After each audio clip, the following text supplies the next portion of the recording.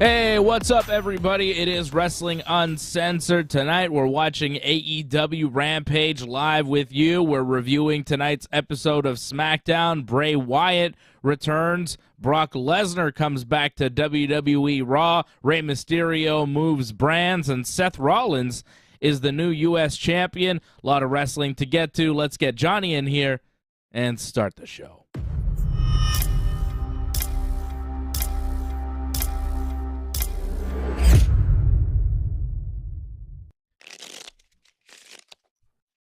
Yes, indeed. Happy Halloween. Halloween season. What up, John?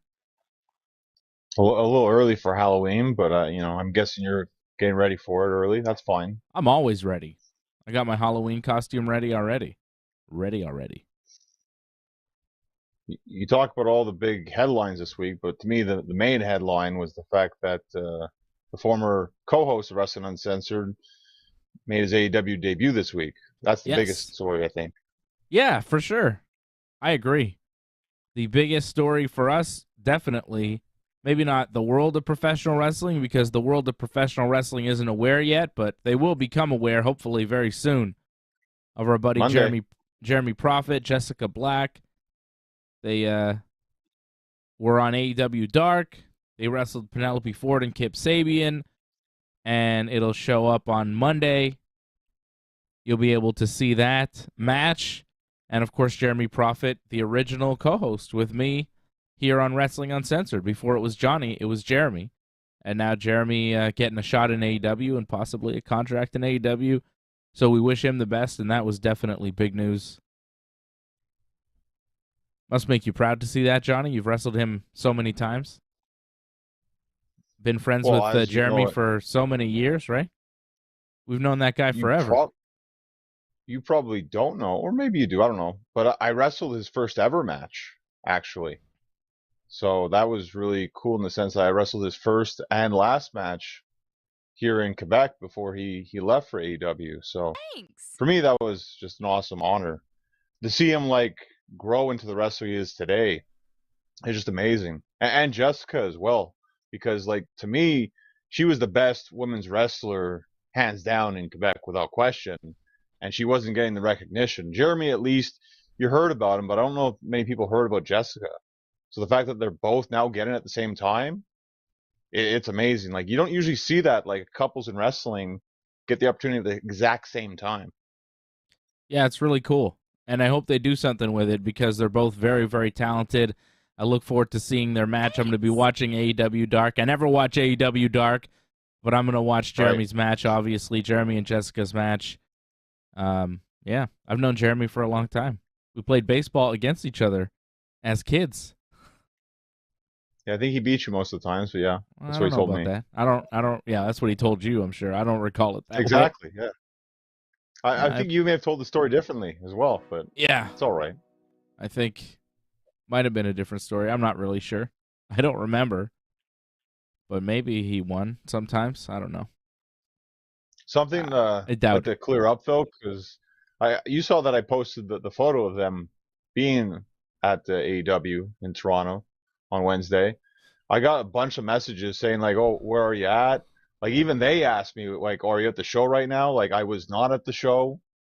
I just saw that photo pop up on Twitter somewhere. And I just cropped it and I posted it as soon as possible. But I wasn't there. It would have been nice to be there if I knew they were wrestling. I would have been there, but wasn't sure. So yeah. But I was happy to put it out there for them. I'm glad they saw it because apparently a lot of people saw it. So that's cool. Yeah. Look at you. I saw Just Incredible liked your tweet or something. Well, it helps when you tag him in it as well, and kind of hey. Make sure you like this, Okay. But he knows us, we wrestled him, so that's kind of why. Yeah. Well, very cool, man. I'm really happy to see all that going down. I'm happy to see Jeremy and Jessica getting that shot in AEW, and hopefully we see more. I'm hopeful that we see more of them in AEW going forward.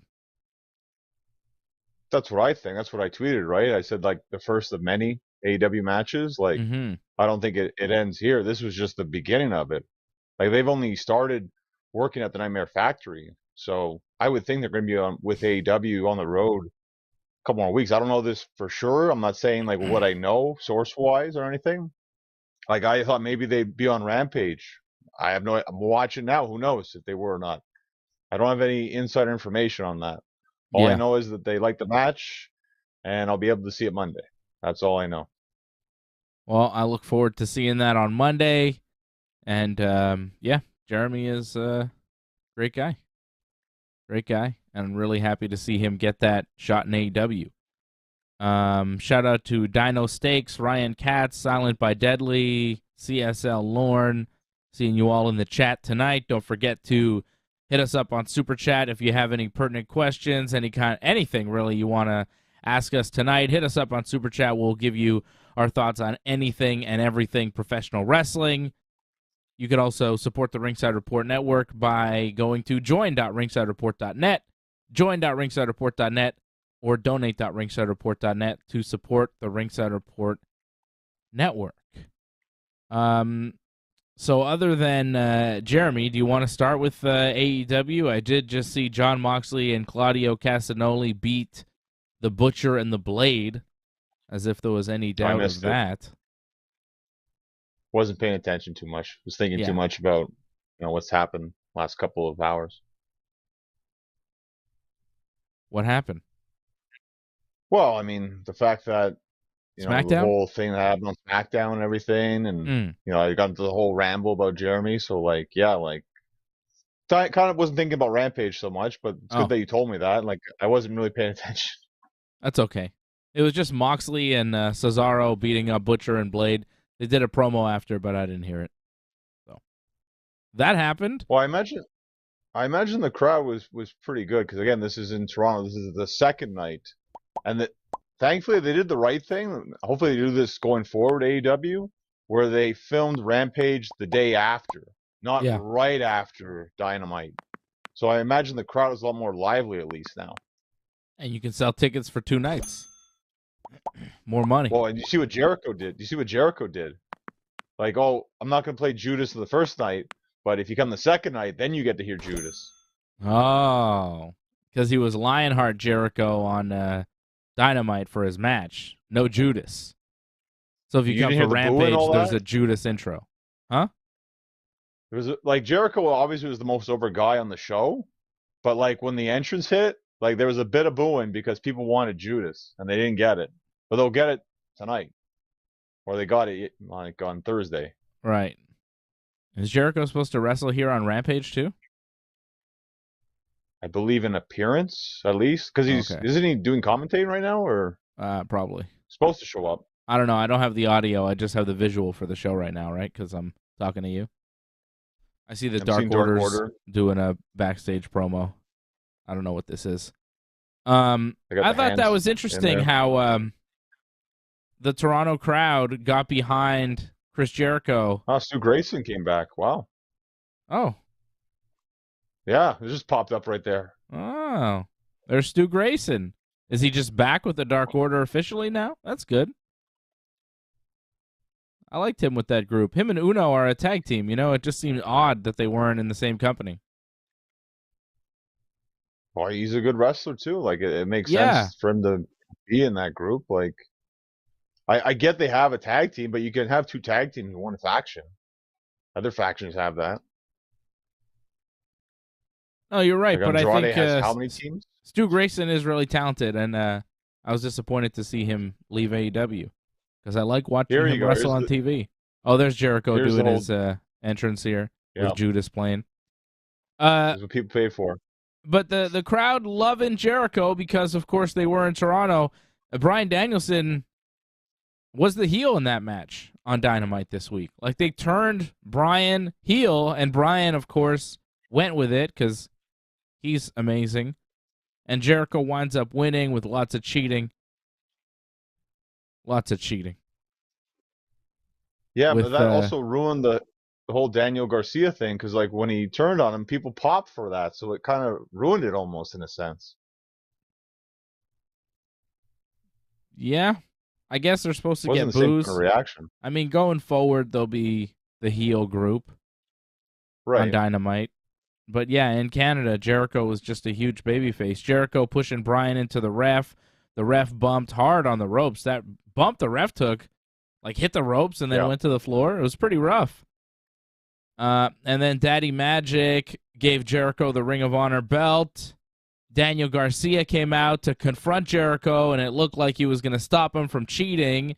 They pushed each other, but then Bryan hit a running knee on Jericho, and Garcia hit Bryan with his Ring of Honor belt, which then allowed Daddy Magic to roll the ref back in the ring, and Jericho pinned Bryan for the win. It was a pretty good match, a lot of cheating and stuff for Jericho to retain, which makes sense because that's kind of what he's doing right now. The Ring of Honor champion with absolutely no honor or respect. You know, the Ring of Honor champion is supposed to win it with wrestling and dignity and honor, and Jericho is doing it by hook and by crook. He's not just, it's not by hook or by crook with Jericho. It's hook and crook. He's pulling out all the stops. Well, and the thing is, too, he just started this whole thing where he's going to take on the past ROH champions. Like, Bryan's, like, what, the second or third guy he's faced so far? I think third guy. So, like, he's not going to lose right away. There's so many more champions that they have and that they could bring in. They could go a long way with this thing. So, it's unfortunate for Bryan that it was so soon because, like, yeah, it was kind of obvious he was going to lose in some capacity. Yeah. Pretty decent match. What Good did you match, think? though. What did you think of Dynamite overall this week in Toronto? Well, the atmosphere, obviously, I think is what helped the show a lot. The crowd was just so lively. I mean, you started off, I think, with the right thing, having a big debut with Renee showing up. That was good, and I thought Christian's promo was fantastic. It just started off on a good note, and then it just kept going the rest of the way. I mean, I thought the women's match started to sag a bit, but it picked up for the main event. I thought the women's match was all right. Sheeta and Storm over Hayter and Baker. Crowd wasn't really that much into it as they were the other matches, I thought. Sheeta and Storm got the win over Jamie Hayter and Britt Baker. I thought it was fine. I thought the best moment of Dynamite this week was the Moxley Hangman promo. Mostly the Hangman promo. My God. The passion. You didn't like it. What was said was good. Again, though, the crowd, though, and the use of MJF, yes, it threw it off. Yes. Like, if it was just Moxley and Hangman, it would have worked, but when you threw MJF in there, it totally distracted the crowd. Yep. And then it distracted them. So, like, what they said was fine, but you threw off the direction of the promo by throwing MJF in there. Which I understand because it's part of the feud, but the timing of it was disastrous, I thought. Hangman is in the ring cutting a passionate promo about how he let the world title slip away and he couldn't win the trios title with his best friends, the Dark Order, and week after week his best friends seem to disappear, and his old best friends have completely disappeared, which the crowd booed, and I don't think they were booing the fact that the Bucks and Kenny have disappeared. I think they were booing the Bucks and Kenny. That's what it felt like in that moment. I think it was more just that they're not there. That's it. I don't know. It felt like they were booing the Bucks, but I'm not sure. And then Hangman talking about he can't sleep, he's frustrated, he's depressed, but he comes in every week because he's a man. And then he starts punching himself in the head, and he bled a little bit. And he was just so passionate and so angry, and it was great stuff. But by the end of the speech, because MJF is sitting in the crowd, and they keep showing MJF on the screen, the crowd starts chanting for MJF. Right. Because Hangman says, well, I'm going to be the next AEW World Champion. And then they show MJF, and then the crowd's like, well, MJF's going to be the next AEW World Champion. So then they start chanting MJF, MJF, MJF, distracting from the great work that Hangman Page just did, which, was ill-conceived. They should have thought better of that. They should have realized that MJF was going to distract from the promo. They didn't let Hangman have his moment there. It's too bad. Great work from Hangman, though. I mean, that promo was killer. Some of his best work. But the crowd, as you say, you are correct, John. They were chanting MJF's name, and that's not who they were supposed to be chanting for at that moment, right? They're supposed to be chanting for Moxley or Hangman, one of those two, because the match that you're supposed to build up is next week on Dynamite in Cincinnati for the world title. Well, it's got to be frustrating if you're Hangman. Like, you're pouring your heart out there, and then everyone's just chanting for the other guy that's not even involved in the promo. So that was tough. But I think it's because people see through it, and then you can see through it too. Like, no matter what, like, Moxley's going to be winning on Tuesday on Dynamite. Like, it's not going to be Hangman versus MJF. Probably not. Probably not. So that was Hangman's moment, right? I mean, he's going to get the match. That was rough, then. He's going to get the match. He'll do what he does with it, but he'll probably come up on the losing end, probably with a clean finish, because Moxley is not a guy that cheats to win, Right. It's in his hometown, too. Yeah. It's too bad for Hangman, because he's a very talented wrestler. He's obviously got an ability to cut a great promo. He's got the ability to get over with the fans. And AEW seems to kind of put him on the back burner. When AEW started as a company, it seemed like this was going to be the company built around Adam Hangman Page. He was the future world champion. He was the guy. You had the Bucks. You had Kenny. The Bucks were the established tag team.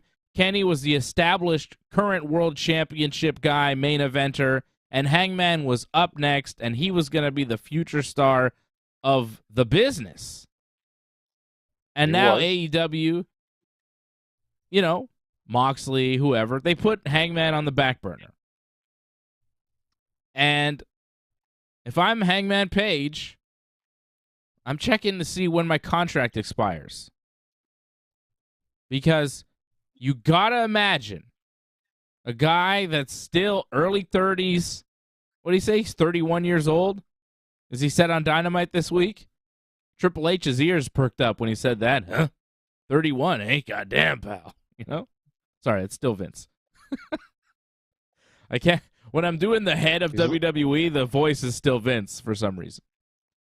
But, he's looking older these days. We'll get the Vince soon. Yeah.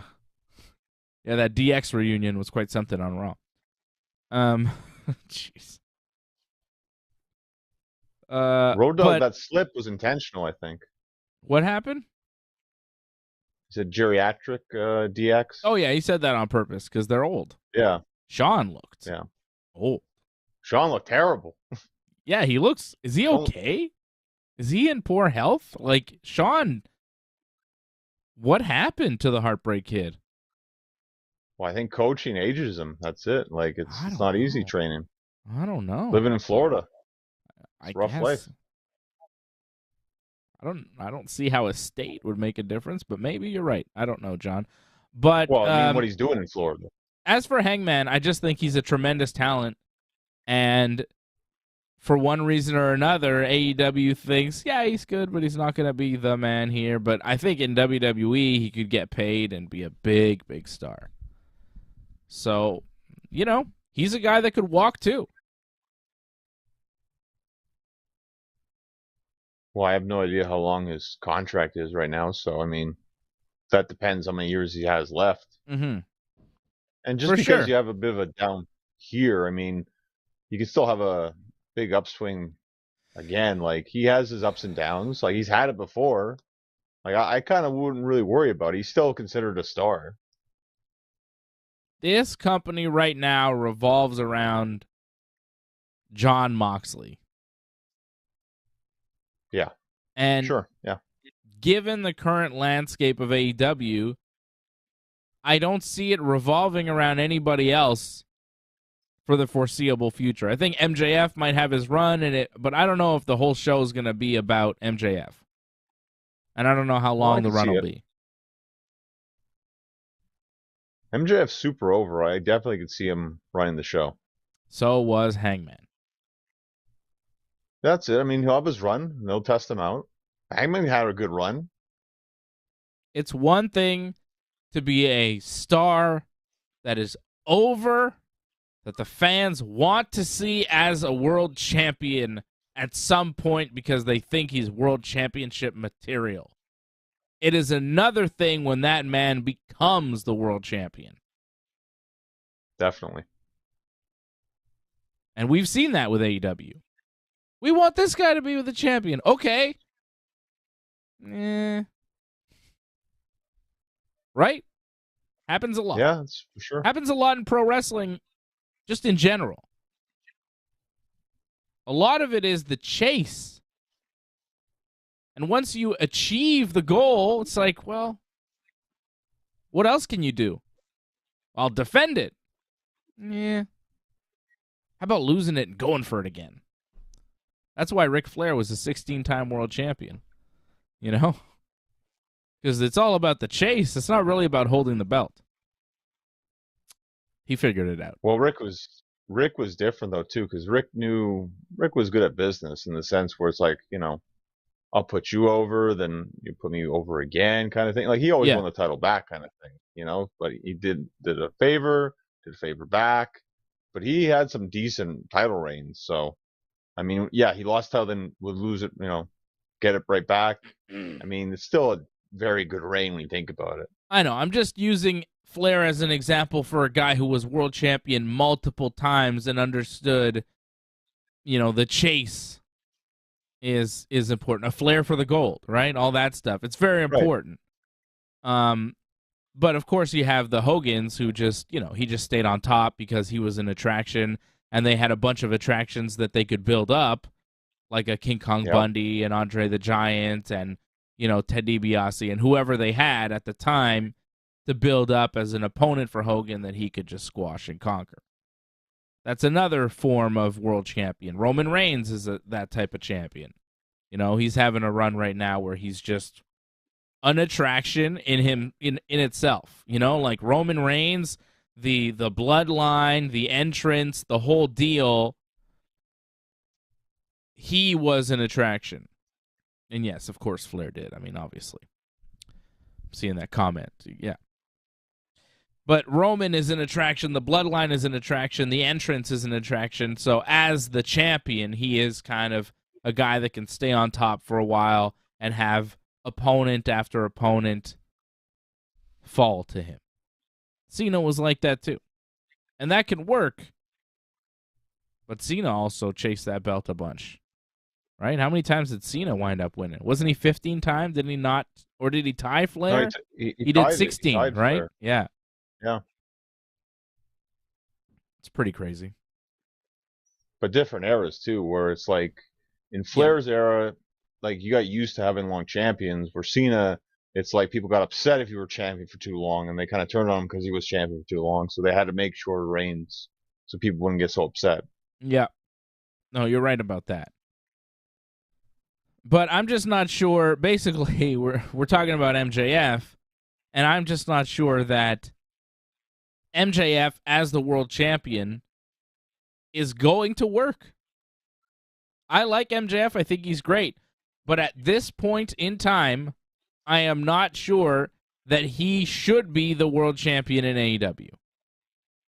And I know that I'm in the minority of people saying this because everybody's so enamored with MJF and what he does and all that. And I get it, and I think he's great. But I don't know if he has to be champion now. I don't know if he has to reach that goal at this point. What about chasing it more?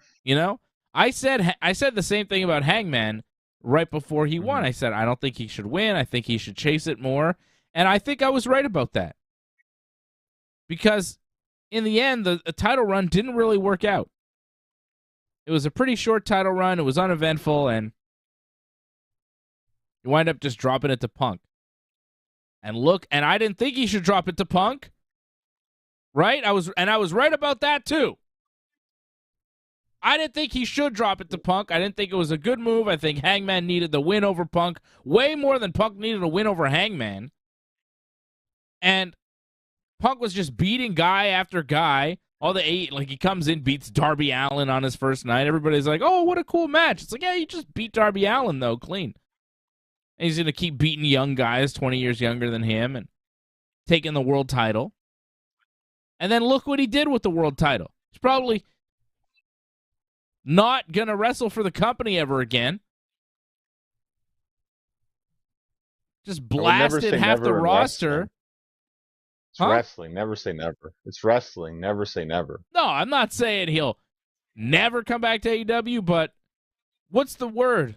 What are the dirt sheets writing? What are people saying? Doesn't look good, right?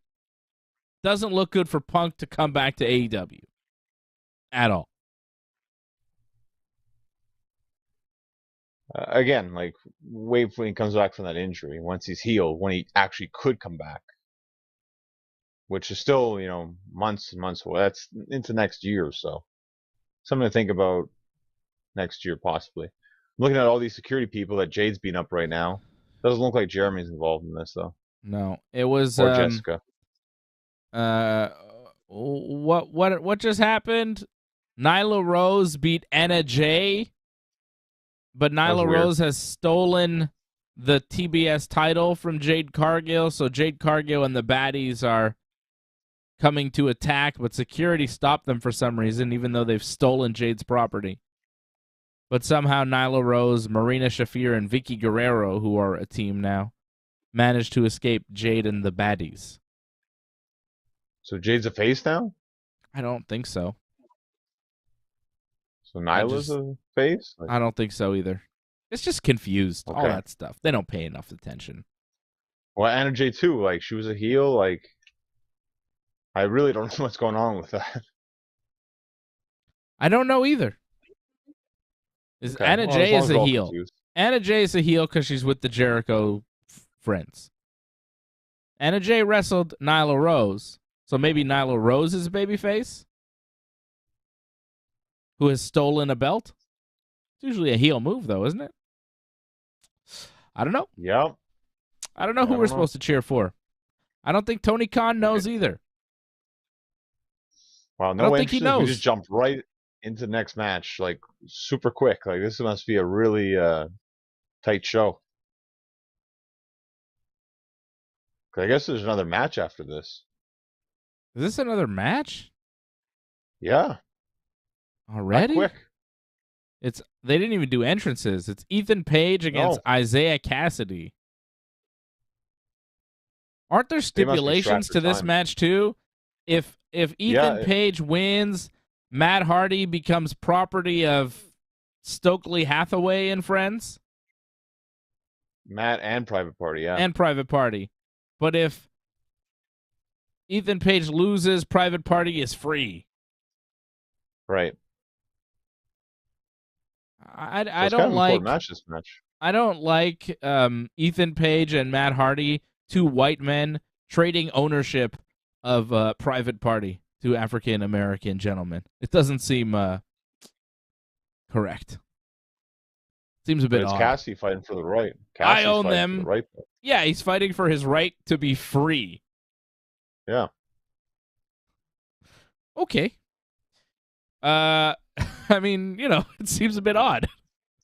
Right now, Ethan Page owns me, but I guess Stokely Hathaway owns him. Yeah, and Hardy wants to free him. Stokely Hathaway got yelled at by MJF this week. I think MJF is turning babyface. To me, that feels like MJF is just like, I'm above everyone kind of thing. Where it's like, I'm above the heels, I'm above the faces, I'm just going to be who I am. Because I think they realize people are just going to cheer him no matter what. So he's just going to be the way he is. And it's going to work against the heels as well, I think. Because they don't want Stokely to get any of that MJF rub. And I guess the match is over. Wow, that was quick. Ethan Page wins. Matt Hardy is now owned by Stokely Hathaway and friends. Private Party are still owned by them. Okay. So I guess if MJF wants backup, he could use Matt Hardy. Ethan Page is a hometown guy, so crowd's very happy. Right. Even though they're not supposed to be because he's a heel, but whatever. Right? So Matt Hardy's part of that whole faction, that the faction on retainer from MJF. Right? He could use those guys. He pays them, so he could use Matt Hardy as backup if he needed to now. It's pretty good. Looks like it, yeah. Weird. What a weird wrestling company this is. But MJF was saying, like, oh, it's so hard to be the bad guy, and I got to be the bad guy to be the world champion. You know, it's difficult. You know, he was talking all that stuff like, oh, I'm not really a bad guy, but I have to be the bad guy to get to where I need to be, you know? What was all that? That seemed to be like, hey, I'm not really a bad guy. I'm kind of a good guy, but I'm just playing a bad guy on TV because I got to be mean to the other wrestlers. I don't know. I feel like they're trying to turn MJF babyface because MJF has... you know, he's got the crowd on his side now. He's kind of turned at this point. Like, the crowd has turned him. So, why not go with it? Well, I just feel like he's at the level now where it's like he's so over that no matter what he does, he's going to get a big reaction. And he has to work really hard to get them to boo him. Like, it's got to be, you know, diss the sports teams, diss all the, you know, women and children, be as low as you possibly can. So when it comes to that, I think they just realize it's like, look, just do your thing because it's going to be repetitive. You keep doing the whole like cheap heat stuff. Like, just be yourself, and like, you know, it's going to get a positive reaction. But at least if you're a jerk to Moxley more often, which I think is going to happen, for the most part, he's going to get booed, I think, because I think people really like Moxley, especially when it's going to be in his hometown on Tuesday. No matter where MJF does it, he's going to get a pop if he wins when he wins the title. I think at this point, he's just going to win the title, and I think the fans are going to cheer it no matter what, because it'll be MJF winning, and it'll be a title change. I think Full Gear makes a lot of sense. Yep. Harold Schneider dropping a super chat. Thank you, Harold. You're the super chat leader of the night so far. He says, best wrestling recap anywhere. I don't know how you guys know so much and remember everything. Well, we pay attention to wrestling. We've been watching wrestling for a very long time, and we both like it quite a bit. We are big fans of wrestling. We love it. And I have a lot of notes in front of me. I take notes during every show.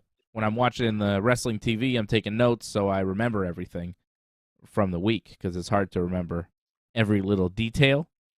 And there's always little things that I want to bring up on the show. So I have notes, but other than the notes that I have that I take myself, it's just memory and repetition. Love of the business. Love of the game. I mean, we're thinking about this stuff when we're not doing this show anyways, so, right? But John's memory is amazing. Your memory is great, John, for wrestling and details and stuff. Amazing. You are the encyclopedia. Well, it helps when you actually wrestle. So, like, that kind of helps with the whole repetition of stuff, because it's in matches, you got to remember a lot of stuff sometimes. So when you have to remember stuff that's kind of complicated, well, this just becomes natural in a sense. Yeah, I don't think that's it. I think a lot of wrestlers do not have the recall you do for the details of the history of pro wrestling. I mean, that's, I've talked to other wrestlers, they don't have the history. Too. Huh? You can watch some of their matches. They don't seem to remember a lot of stuff. They get lost sometimes in their matches. You can see. Are you saying you never get lost? I'm saying it happens, but it doesn't probably happen as much as others, I guess. Yep. I would get lost all the time. I don't know how you guys remember so many different things. I mean, for the most part, you shouldn't have to remember that much, but sometimes you have to remember A to Z. So A to Z is actually very difficult, but I mean, that takes practice too, just to remember that much. But once you practice that, you can do it. It is hard. Why can't you just But I call mean, it in the ring, brother? Just call it in the ring. it's like I prefer actually just a lot of just like, for the most part, just call it. And then, Yeah. there's certain key moments. Yes, that's going to have to happen at this point or something. Sure. But that's all you got to do. Yeah. But that's not the way it is anymore. So you have to adapt to the way wrestling is, though. It's way more planned out now than it used to be, right?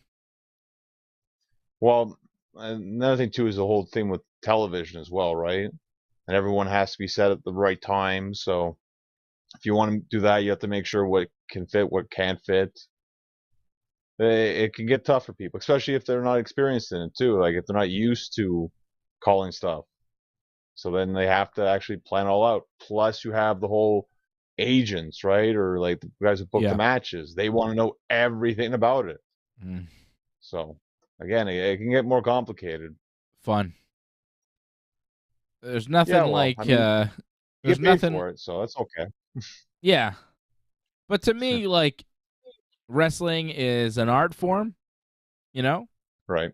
And when you're doing art, you don't want to have to plan it so far in advance and like so meticulously before, because the crowd is part of it. And also having to check with so many people, like, okay, I'm about to do this, wrestling match. It's an expression of what I am as a wrestler and as a person. And then you have to ask what the agent thinks and what this guy thinks. It's just like a lot of oversight for an art form, But I guess the better you are, the less oversight you have, but still. Well, Anyhow. You can see a lot of it in WWE. They just love that control. They want to know everything that's going to happen so they can control how it's all going to work out. And it's not so much about what you're doing, it's more about how it's going to look for them, actually. And you've also got to make sure, though, that you're not doing, like, that your finish isn't the same as the next match's finish. And there's got to be somebody to kind of coordinate that to make sure, like, hey, let's make sure we don't give everybody the same match tonight or versions of the same thing, or, let's make sure our main eventer, when he does his power bomb, it's the most impressive power bomb on the show. Let's not do so many power bombs. You know what I'm saying? That type of stuff needs oversight. So, in a way, you need it. You would think. I find that actually doesn't work out too well in a lot of shows that we watch, actually.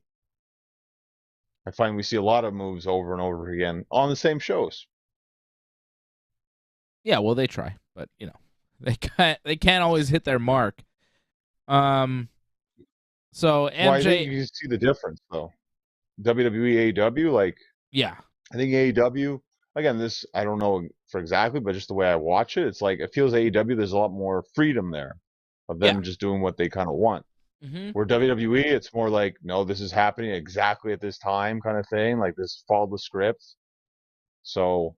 But yet you still see moves like it's kind of weird in WWE. I think as long as it's not like the big moves, they don't really care that much. As long as you don't hit like an RKO or there's not too many RKOs, like certain people can do it. Cody can do it. Yeah. Cody, Randy can do it. And I guess maybe Riddle. There's always someone else who does it. Yeah, there you go. Riddle can do it. But that's about it. But I think the women don't count. I think WWE women for can do sure. whatever they want. Yeah. Well, depends. I think WWE for sure. It seems more structured. It seems like they do have a smaller box that they have to fit in than AEW, where they have more creative freedom. And I think that it makes for the WWE to have a more consistent overall product. Like, sometimes on AEW TV, you're going to have some stinkers, you know, because they're given the opportunity to go out there and try things, and sometimes it stinks. And the worst AEW, like the worst WWE match, is not as bad as the worst AEW match. I think I just saw Jessica in the crowd right there. Oh. Yeah, she was doing the 10 thing. So she was a plant tonight. Cool. I'm pretty sure it was her. I have to go back and watch it afterwards, but pretty sure I just saw her do the 10 because Shawn Spears is back doing 10 now. Yes. As we saw on Dynamite. Oh, yeah. I think that's her. Okay. So, you know, I was trying to make a big point about WWE and AEW. In WWE, I think they have a more consistent product. I think the worst WWE match is not as bad as the worst AEW match. But I think that sometimes the best AEW match is better than the best WWE match. I think that because AEW is given that freedom, they're able to have the highest of highs, but also the lowest of lows, where in WWE it's kind of more in the middle. You know, like you're going to have some good stuff, you're going to have some not so good stuff, but it'll be pretty much kind of, you know, whatever. But in AEW, it's like sometimes you're going to see some amazing stuff, and sometimes you see some stuff that's kind of awful. And you're like, how did this even get on TV? And that's, you know, the creative freedom that you see in AEW. Sometimes it works, sometimes it doesn't. But I would rather a show sometimes be a little rough around the edges and have some matches that are totally awful if I get some incredible matches at the same time. Whereas when I watch WWE, it just feels like kind of everything is the same. There's some things that are better, some things that are not as good, but it seems kind of all WWE. You know, it seems very similar, very produced, very constrained in this tight box. And it doesn't feel like anything could happen in the WWE, you know? I feel like crazy things could happen in AEW where you never know what to expect, you never know what somebody's going to say. In WWE, you're pretty sure they're not going to say whatever. They try once in a while, but when they do it, you know, it's kind of cool, but it doesn't. Like when when Seth first started saying that stuff about Riddle's family, it was like, oh, but then he tried to do it again, and it's like, oh, okay, it's just a gimmick now. And also, it didn't really work because Seth's supposed to be the heel, and he's talking about Riddle abandoning his children. I don't see how that's a babyface thing to do, but hey, what are you going to do? But you know what I mean about WWE and AEW? Like, WWE's kind of, it's in the middle, it's solid, you'll get something, but AEW, it's a mixed bag, and sometimes the highs are really high, but the lows could be very low. Well, just going with Seth, you did get the unexpected moment of when that fan attacked him and took him down. Like, that got a lot of attention because no one expected that to come. But WWE didn't plan for that. That wasn't that has nothing to do with anything, John. But it's like they said, expect the unexpected. It's great. Like that's their catchphrase too in WWE. Expect the unexpected, right? Okay. You're not addressing my point about WWE and AEW. Oh, well, you sum them up very well. I'm just saying, you know, thank you. Again, crazy things can happen though. It's not impossible in WWE. It's just because it's so controlled, like you said, it's very rare, even for moments like that to happen. And we'll probably never get something like that again. I was surprised to see Brock Lesnar on Raw this week. I didn't expect him to come out. That was pretty good. I was disappointed that wasn't the main event. Like, to me, that was the best thing they had on the show. That should have ended the show. Well, DX, pal. That's going to main event. Yeah, well, considering what they did, like, I can't believe that ended the show. That should have started the show, if anything, but yeah. Oh, well. We got the main event of Rampage going on right now. It's 3 Ring of Honor guys against some FTR and Shawn Spears. Hey, before Chris Jericho was doing a promo, And we didn't talk about it, but Dalton Castle came out and seemingly challenged him. So he's another former Ring of Honor champion that Jericho's going to beat. So there's that. You see that? Is that going to happen on Dynamite Tuesday as well? We have an ROH title match. Dynamite Tuesday. Why is that? Because preempted because of baseball. Oh, okay. I believe the Braves are still playing, right? Oof. I think they're down 2-1 though. They're like a game away from elimination. Yeah. So they could. Well, I mean, I don't see how that's the Braves. It could just be playoff baseball, but the Braves. It could be, yeah. I mean, might be done by Monday. They might not. They might be in the NLCS because the division series will be done by Monday, I think. Well, then it's probably, I guess, the Yankees because the Yankees only just started, right? So. No, the Yankee series will be done by Monday too. It's going to be either the series? Next Wednesday. If it's baseball, we're talking about either the American League Championship Series or the National League Championship Series. Right now, we're in the Division Series. Also, be the first round like that quick. Wow. Yeah, TBS, which is where Dynamite runs. They do have games on Wednesday night. ALCS and NLCS games on Wednesday. NLCS starts on Tuesday. So, yeah, it was worse last year. I felt like almost every week in October they got preempted. So the fact that it's only been 1 week so far is actually pretty good. Remember those Saturday night Dynamites? That was pretty bad. Yes. Wasn't that NBA, though, because of NBA on TNT?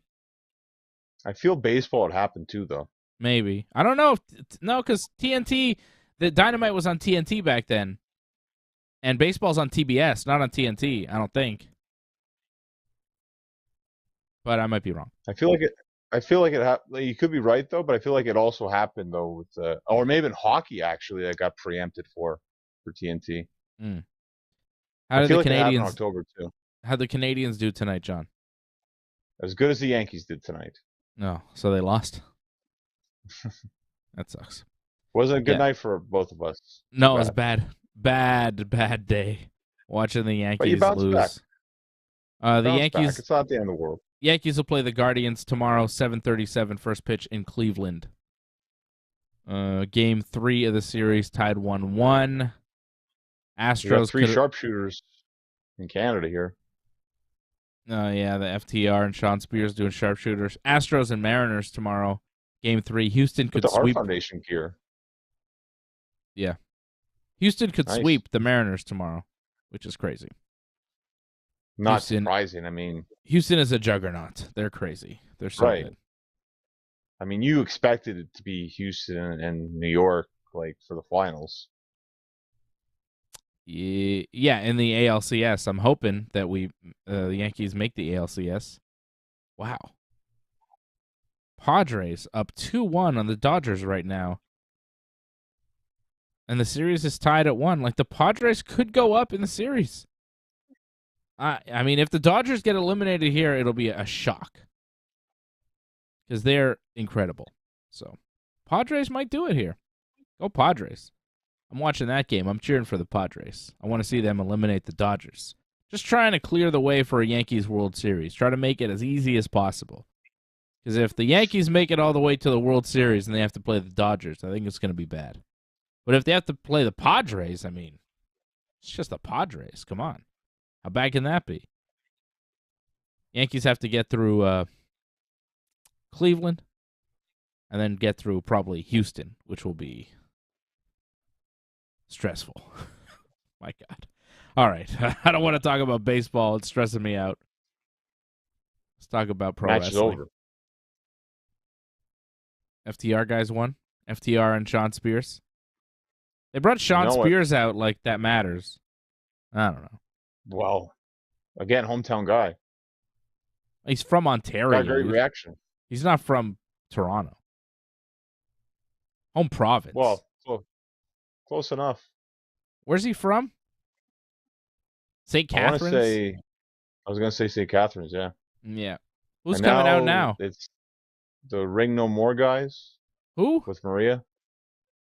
You don't know about Matt Taven, Mike Bennett? They No. were in Impact. They were the Ring of Honor No More guys. That was their whole stable thing in Impact. Oh. Yeah. Just former Ring of Honor people in Impact? That was their gimmick? I think that they were the tag champs for a while. Okay.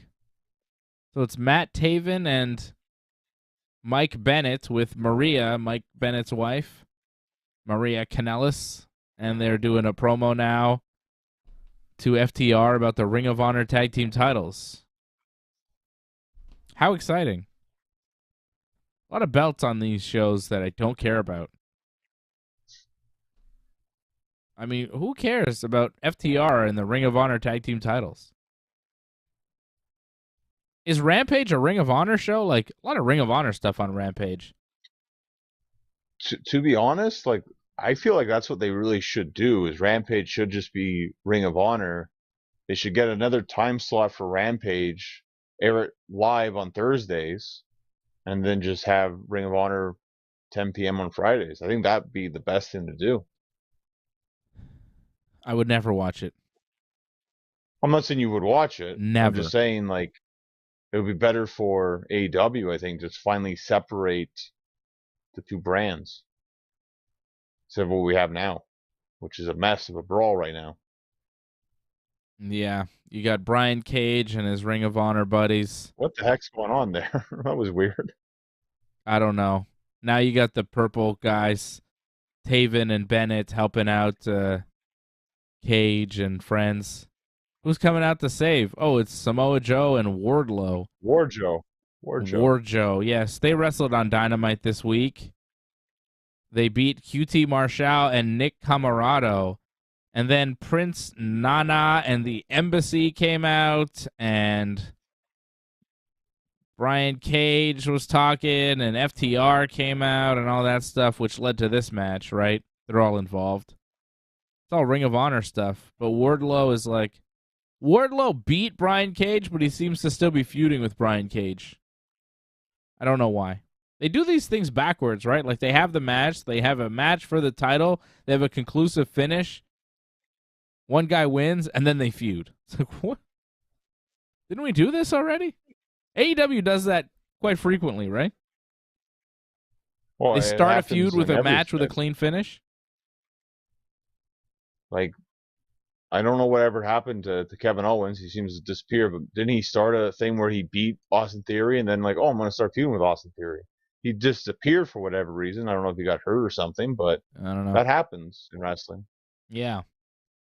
Because they weren't planning on something and it actually kind of caught on, I guess, and they're like, oh, this is actually pretty good. We'll run with this for a little bit. I mean, I wouldn't mind seeing it again, I suppose. Renee Paquette is now in AEW as a backstage interviewer, kind of the same role she had in WWE. John Moxley's wife. She used to be in WWE as Renee Young. And she came out to welcome us to Dynamite because she's from Toronto and she got a nice ovation from the crowd. People seemed excited. I don't know. She's a name that people know. People have seen her before. She's a recognizable face. Doesn't hurt as a backstage interviewer. Well, let's look at the backstage interviewers they have. You know, Tony Schiavone does a lot, but he also does commentating as well. So yeah, it's actually better to have Renee around, so Tony doesn't have to walk around everywhere all the time. So yeah, it's better to have Renee around, I think. Makes Tony's job a bit easier. Kind of awkward if she's interviewing anybody involved with John Moxley. Well, they have other people, though. They have Dasha still. Yeah. And Tony could actually still talk to people. Yeah. She was a ring announcer, I think, tonight. Okay. Luchasaurus beats Jungle Boy with help from Christian. Luchasaurus beat Jungle Boy.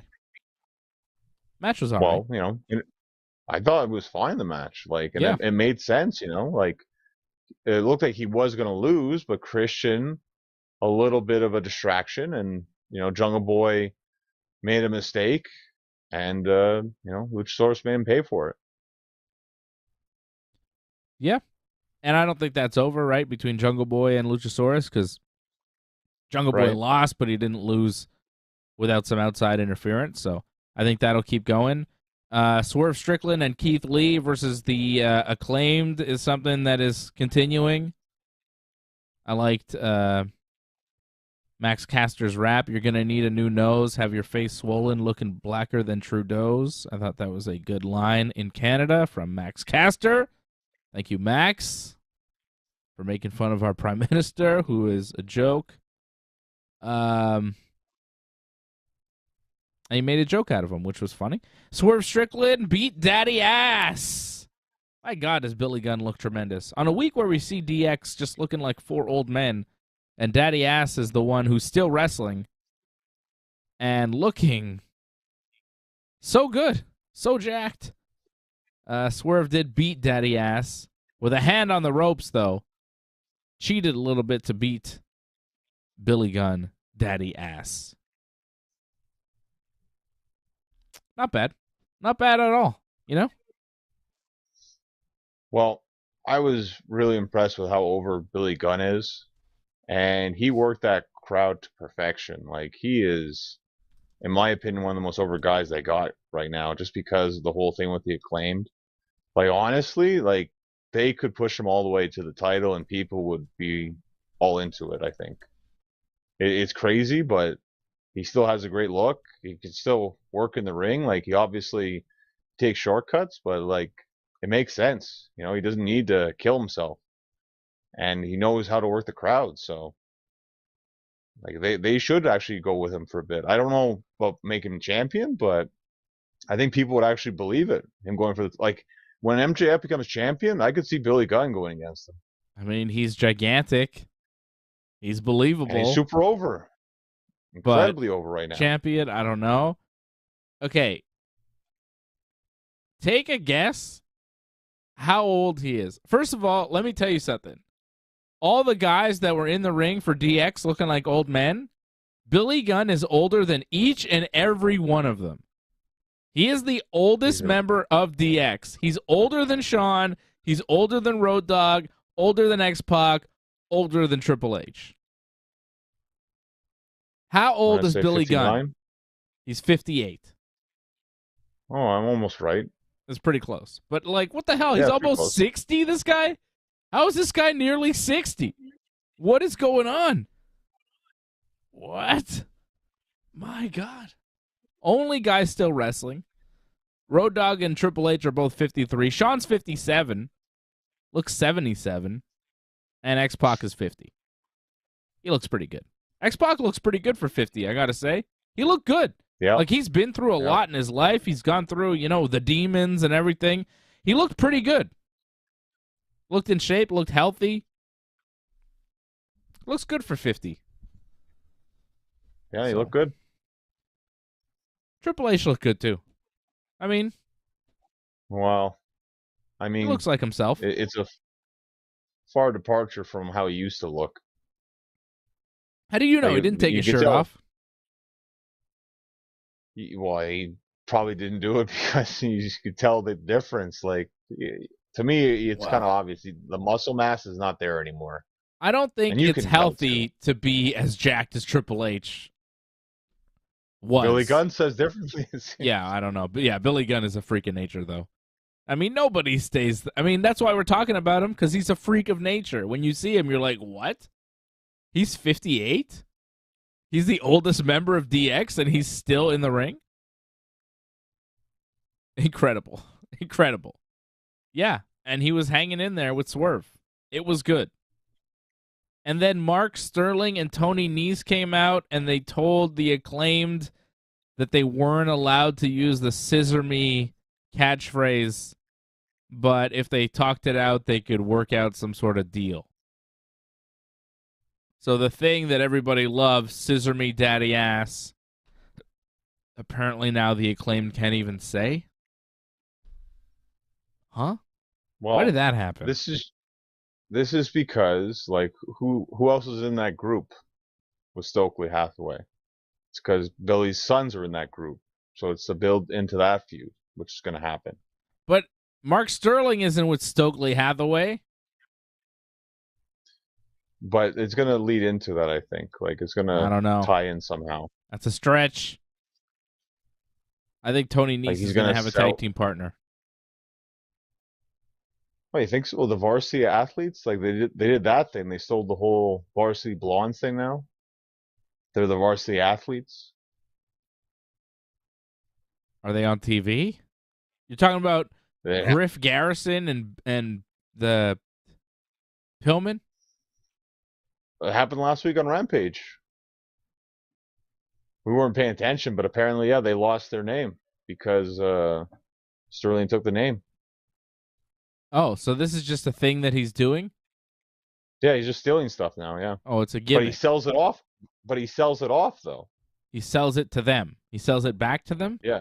At a profit. Well, he sold it to his guys, and I think that's what's going to happen with the little Scissor Me Daddy thing. He's going to sell that to Stokely, I think. That's bizarre. Anyways, Orange Cassidy beat Pac clean to become the new All-Atlantic AEW champion. Main event. Yeah, but what? Well, it's like the third time too, right? He's already beaten him before. Like Pac beat him on pay-per-view, beat him a couple weeks ago. Yeah. Like how many times is Orange Cassidy going to wrestle for a title and not win? I think they just realized, you know what? Let's give the crowd something to be happy about when they leave. You know, this was their feel-good moment. It just Pac's still a champion. The trios, right? Right. Have they defended? I think they did defend. Didn't they defend against Dark Order, I think? Right. I mean, they had to do a double shot, yeah. Is anybody challenging for that? Does anybody look for a... Like, they have so many belts in AEW now, and no wrestlers wanting to challenge for those belts. You know? Like, Orange Cassidy just won the All-Atlantic title. What's the All-Atlantic title scene? Is there another guy on the horizon for Orange Cassidy? Is there somebody else looking to win the belt? Like, no, because it's just another thing that exists. Like the Trios belt. Nobody's saying, oh, we're going to win the Trios belts. There's no number one contenders match for the Trios belts. It's just belts that exist. The people can walk out with belts. I think it's honestly to keep morale up and make people happy. I'm not going to pay you. I'm not going to really do much with you, but here's a belt.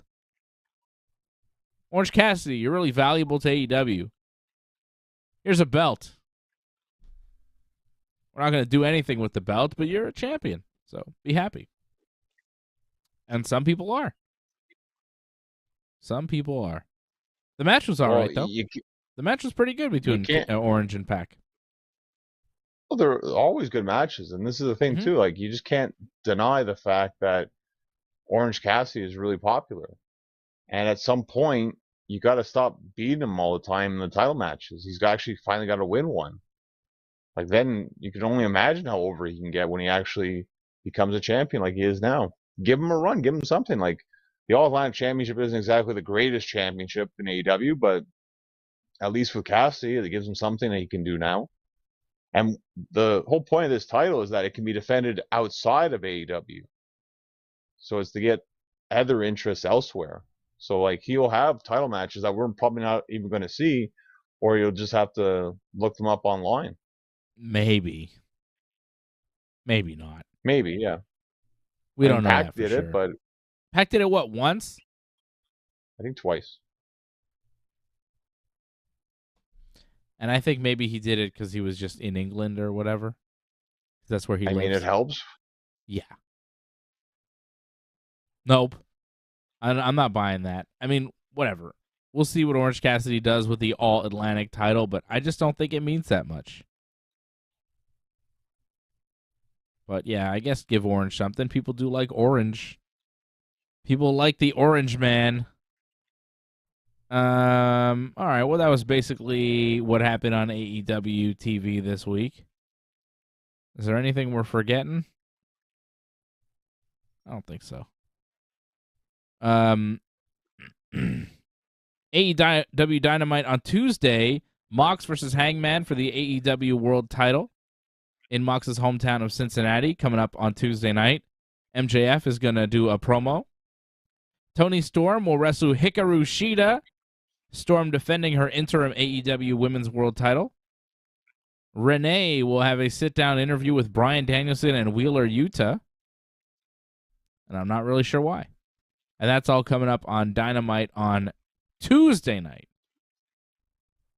So there's that. Interesting, we got no Sammy Guevara. A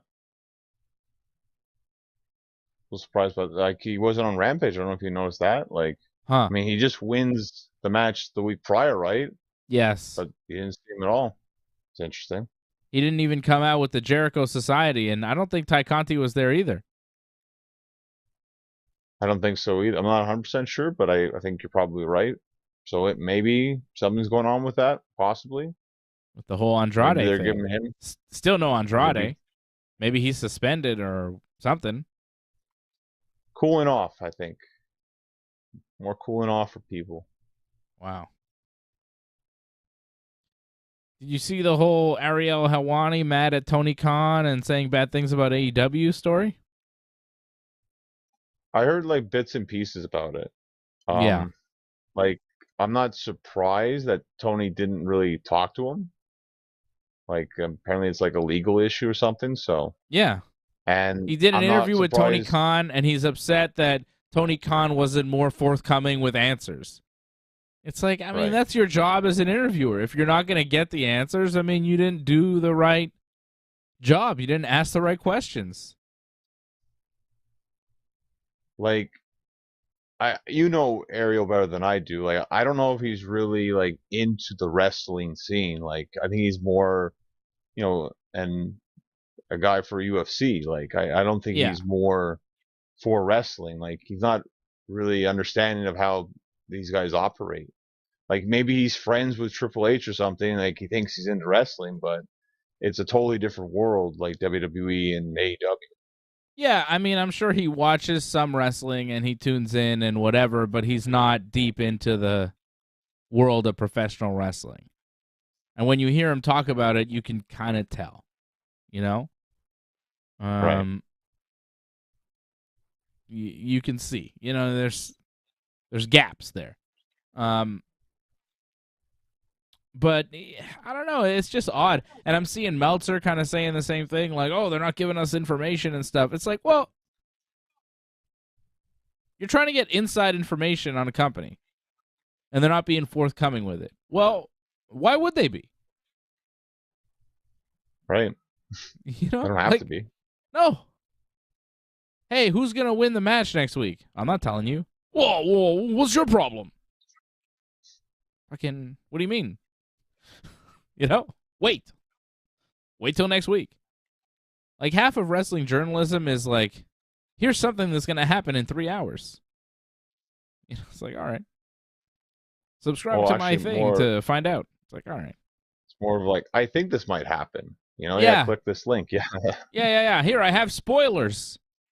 I know what's going to happen. And I talked to 3 guys, and they told me that this is going to happen. I mean, a lot of it is... Right. Meltzer does provide a good service, and he's documenting certain things, and he, does have certain information. But, just in general, a lot of the wrestling news and a lot of the wrestling reports are like spoilers for things that will happen in, a couple of weeks or tonight. Like, I see that a lot. It's like, hey, I have news for what's going to happen on SmackDown, and they say it like Friday morning. It's like, okay, well, I could click the link, and spoil the TV show I'm going to watch, or I could just wait till tonight and see it happen. I don't know. There's a lot of, like, people in wrestling that are, the news in wrestling is just like a spoiler for something that'll happen in the not-too-distant future. And it's like, well, I don't need that. It's unnecessary, you know? What's happening with CM Punk? We don't really know. Nobody really knows. Okay, well, it's not much information for me, you know? I need, like, something harder. You know, I need something juicy. And sometimes they get it, but, you know, not always. And I'm hearing Meltzer is upset with that, like with Tony Khan and AEW and not giving information and stuff, but I don't see why they should. I don't see why they should. I think that's a part of the reason, you know, so much information leaking, right? Like, didn't AEW have a big talent meeting? And one of the main points in the talent meeting was stop leaking stuff. Everything in AEW is getting leaked. And then all the notes of the talent meeting got leaked where they said stop leaking stuff to the media. You know, it's like, well, they're trying to run a tighter ship. I can't blame them for that. But, you know, I don't have subscribers that expect me to get backstage information about WWE or AEW. That's not how we run our channel. Because I'm not into giving you spoilers, and I'm not into calling people and doing that whole grind of, you know, talking to multiple sources. It's a lot of work. Right. It's not interesting to me, you know? I also don't like, I don't like bothering people, you know? Hey, what's happening here? Yeah. I don't know. Well, But, I think yeah. Helwani's beef, and he also said some things about AEW, how it's not as good as WWE and all this stuff. And people need to realize, really? yeah, and how WWE is just way better these days because Triple H and da-da-da-da-da. And people need to realize that this guy, like, he, I think, was managed by Nick Khan when Nick Khan was a talent agent before he worked for WWE. This guy also works for BT Sport, which is the WWE's like official partner in the UK. So there are reasons why he is pro WWE and saying negative things about AEW right now. And there's also a reason why he's dipping his toe into the wrestling world, because he's kind of not as relevant in MMA as he once was. And that's just a fact. Wasn't he involved with WrestleMania or something? Like, wasn't he like in the opening package or something? Or I don't know. He vaguely did remember a something about that. voiceover for the last pay-per-view, and it's like, this is not the guy you want to do a voiceover. He doesn't have the best, like, most commanding, cool voiceover voice, you know? It's kind of weird. Yeah, I'm not a huge fan. I don't, you know, I'm not into what he does. Like, his style of whatever, I'm not interested in that. I think Tony Khan's just got to realize, like, you know, maybe you don't want to talk to a WWE guy next time, because it's not going to end up good for you. You're not going to get good PR off that. It's not worth it. Yeah, I would stay away from that guy if I were anybody from AEW, because he doesn't have AEW's best interests at heart. He has a hidden agenda. He has biases. He used to be a shill for the UFC. That ran its course. Dana got sick of him, and now he's a shill for the WWE. That seems to be... I'm sure he makes good money, though. It's okay money. Yeah, sure. Be a parrot for the WWE. You know, that's fine. Do whatever you do. But, you know, the people you're talking to, you know, they don't see you as an equal. So we're talking about WWE now, and a lot of returns this week. Karl Anderson and Luke Gallows came back. I thought Raw was better than SmackDown this week. It's one of the rare times I can actually say that, but I thought Raw was pretty good, and SmackDown had moments, but it wasn't that good overall compared to Raw.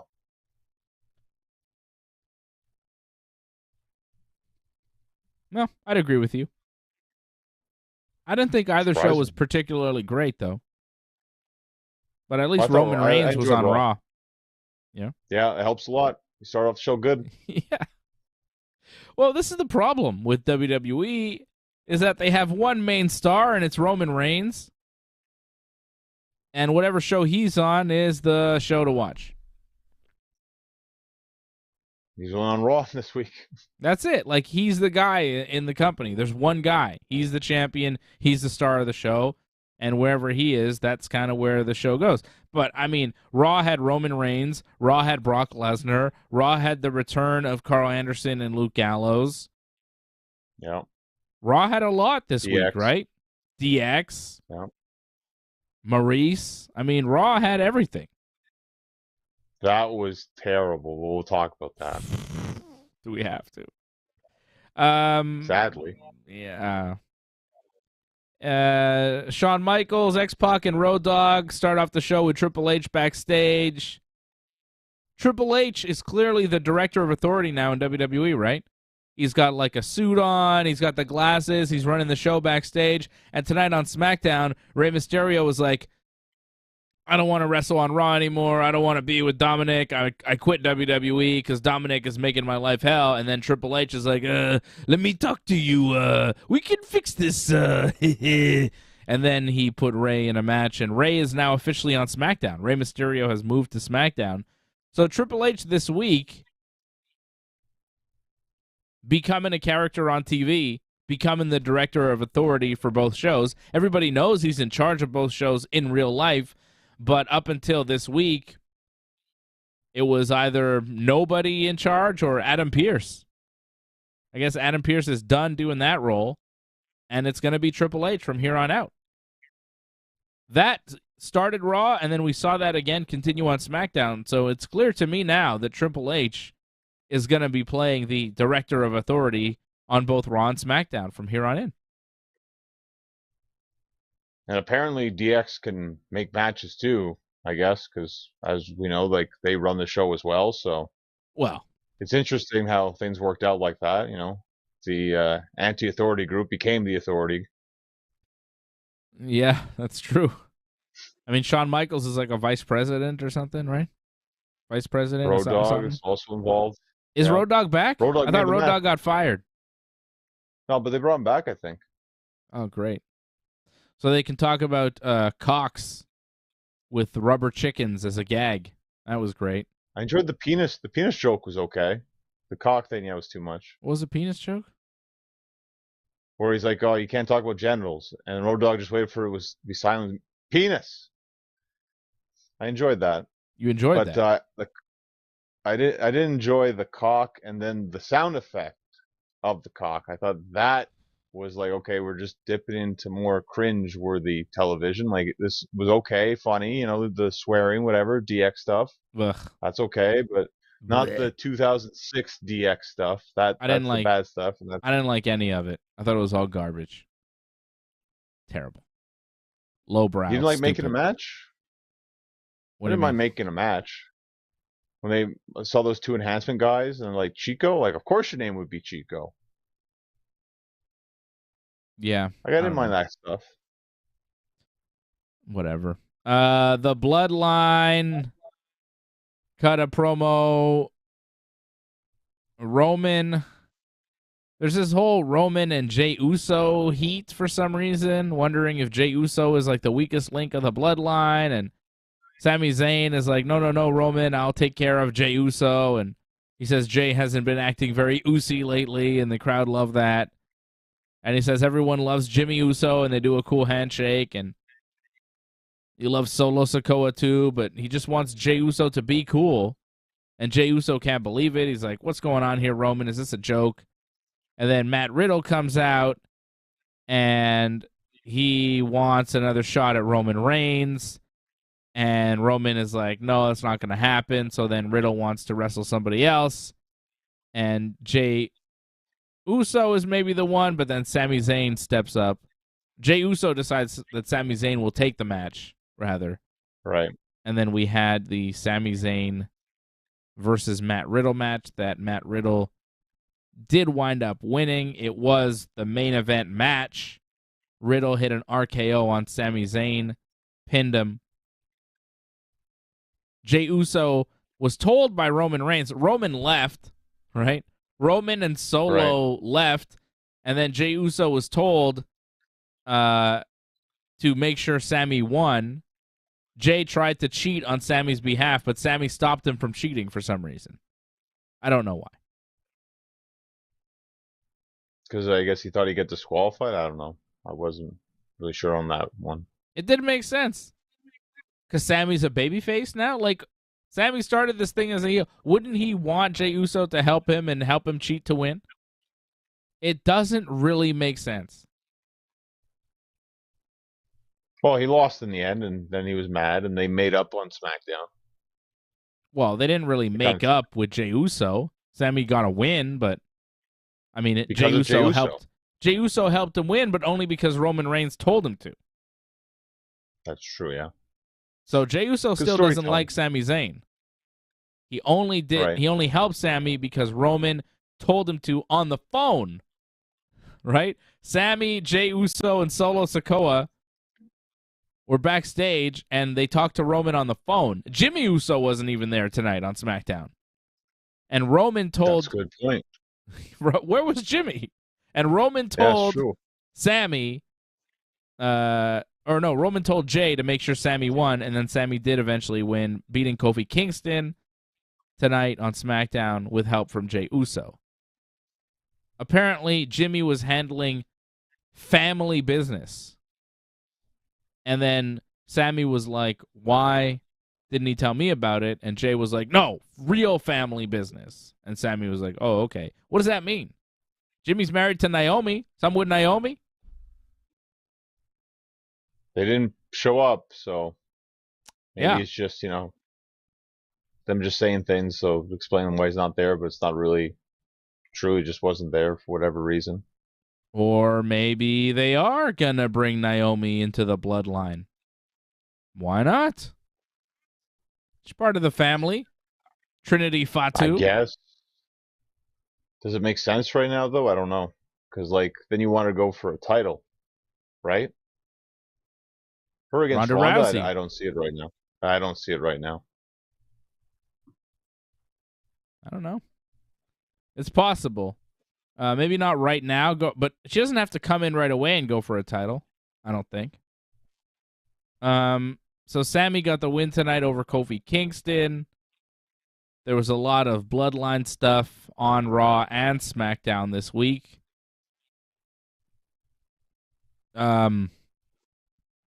Yeah. And the DX promo in the main event of Raw was not great. Not a great way to finish off Raw. Anything. I mean, they did the whole nostalgia thing. Came out in a Jeep. Did the pyro. Road Dogg did his ladies and gentlemen, boys and girls thing.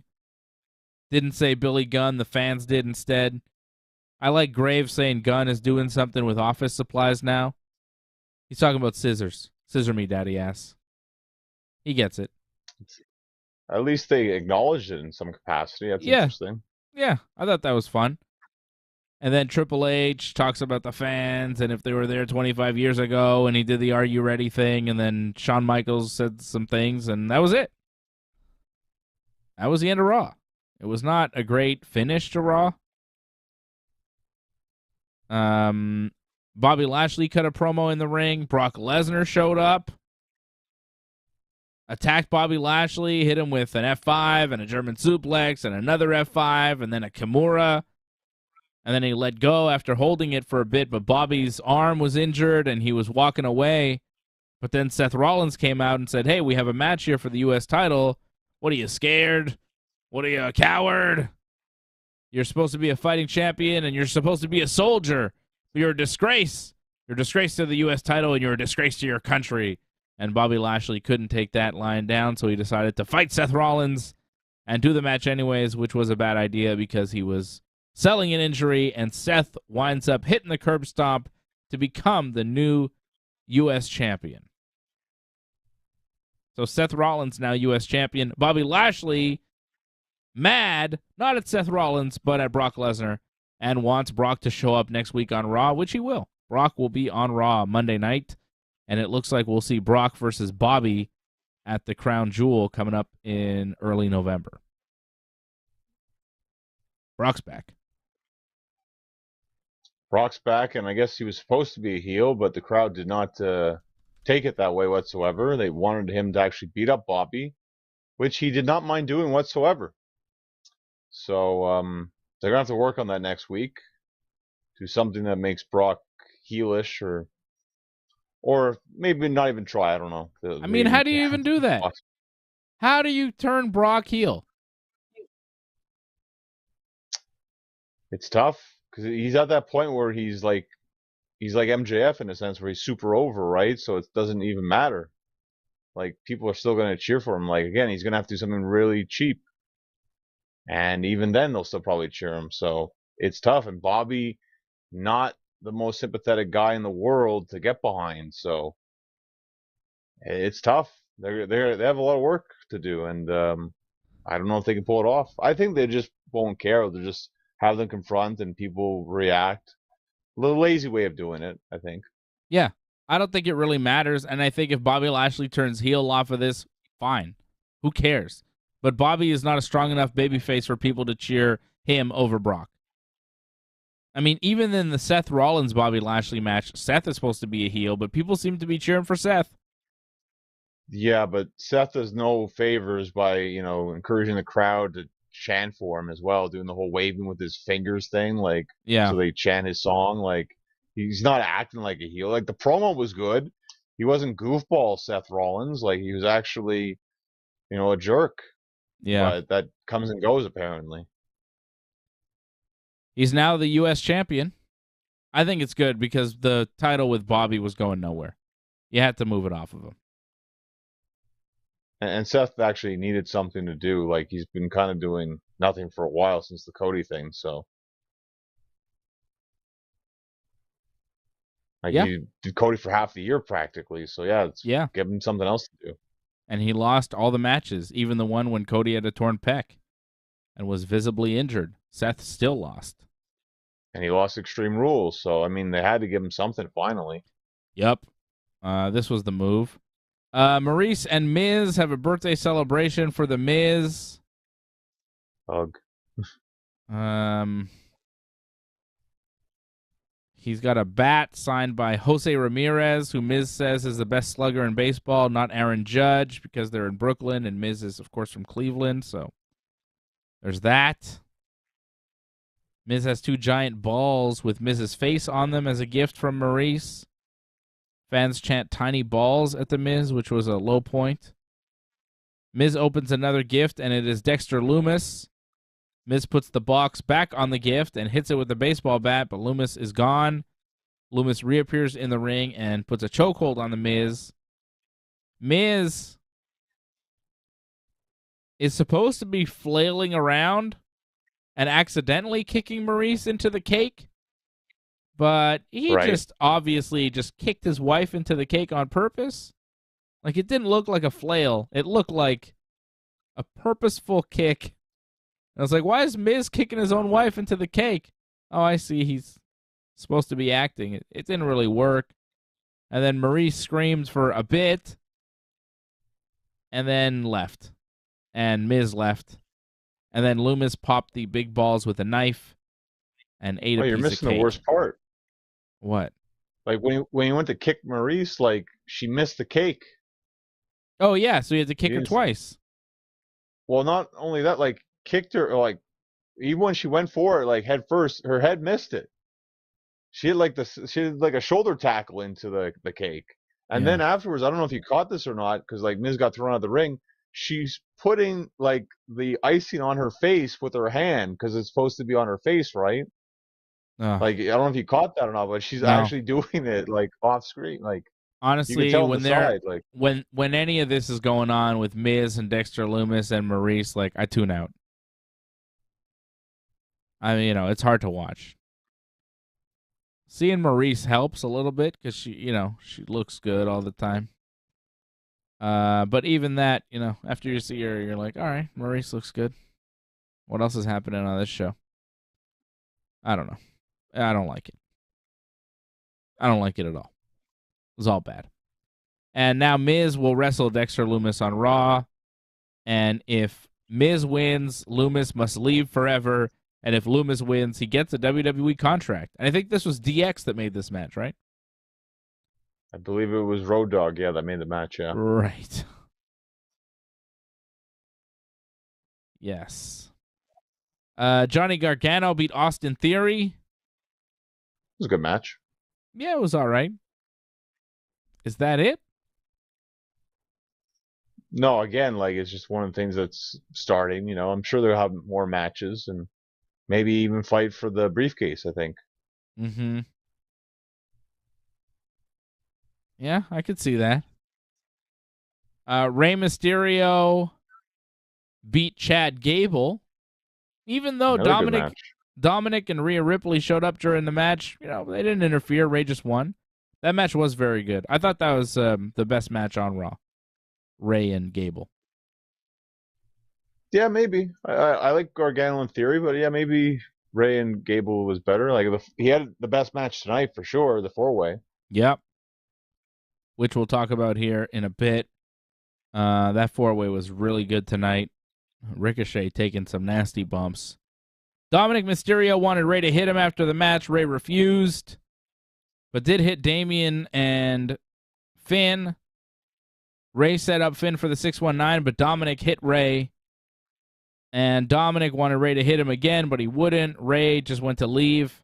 So Dominic hit Rey again, and Rhea Ripley held Rey's arms, and Dominic hit Rey with the 619.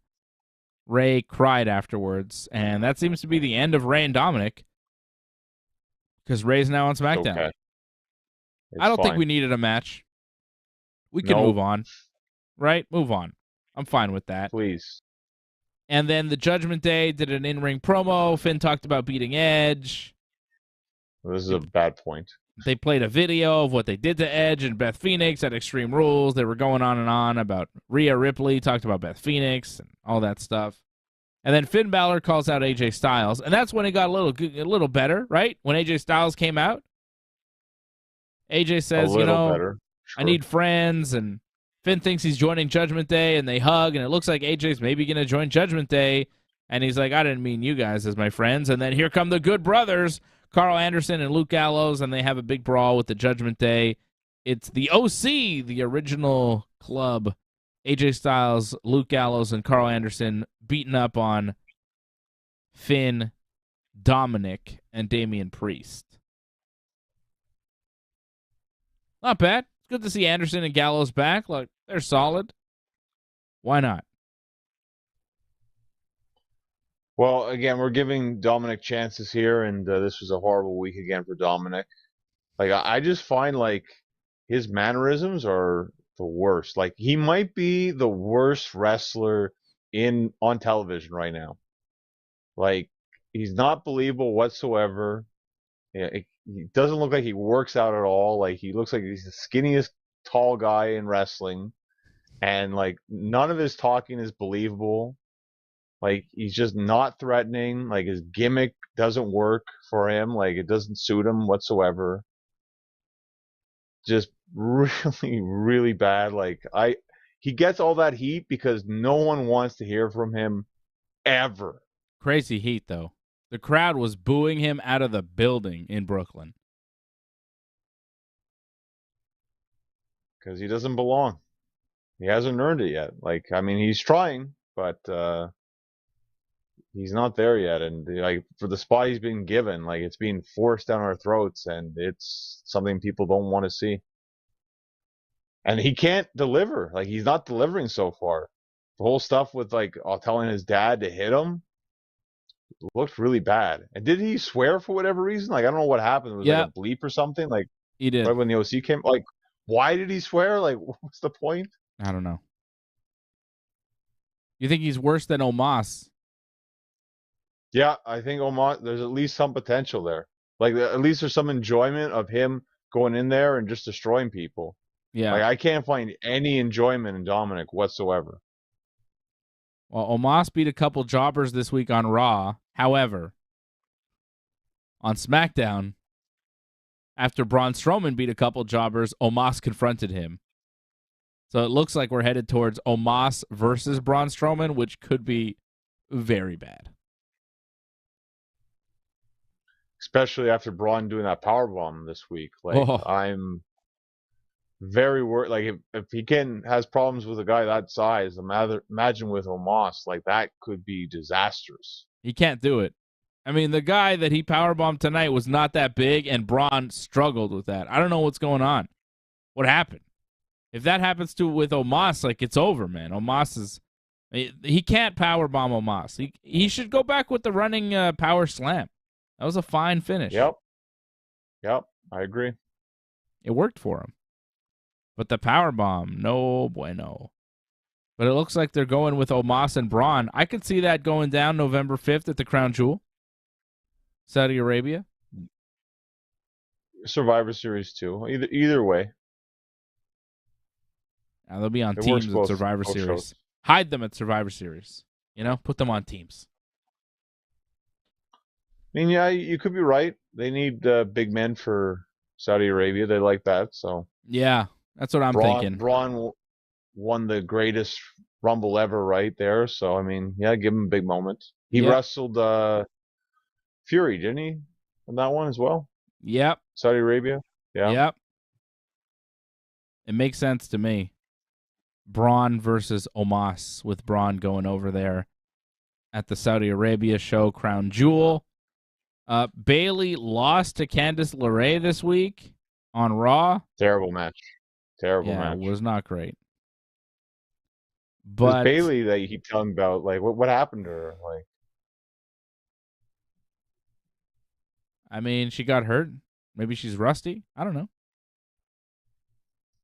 I think the problem is, like, she just didn't evolve. Like, you see a lot of people when they come back, like, they changed up a bit. Like, she just came back as the same character, and it just feels like there's nothing new here. And I don't know, in terms of the wrestling, it's not clicking for whatever reason. Like, it helped when you wrestled people like Becky, like Sasha, like people who were strong workers. I think it's going to show, like, when she's the strong worker, it's harder for her.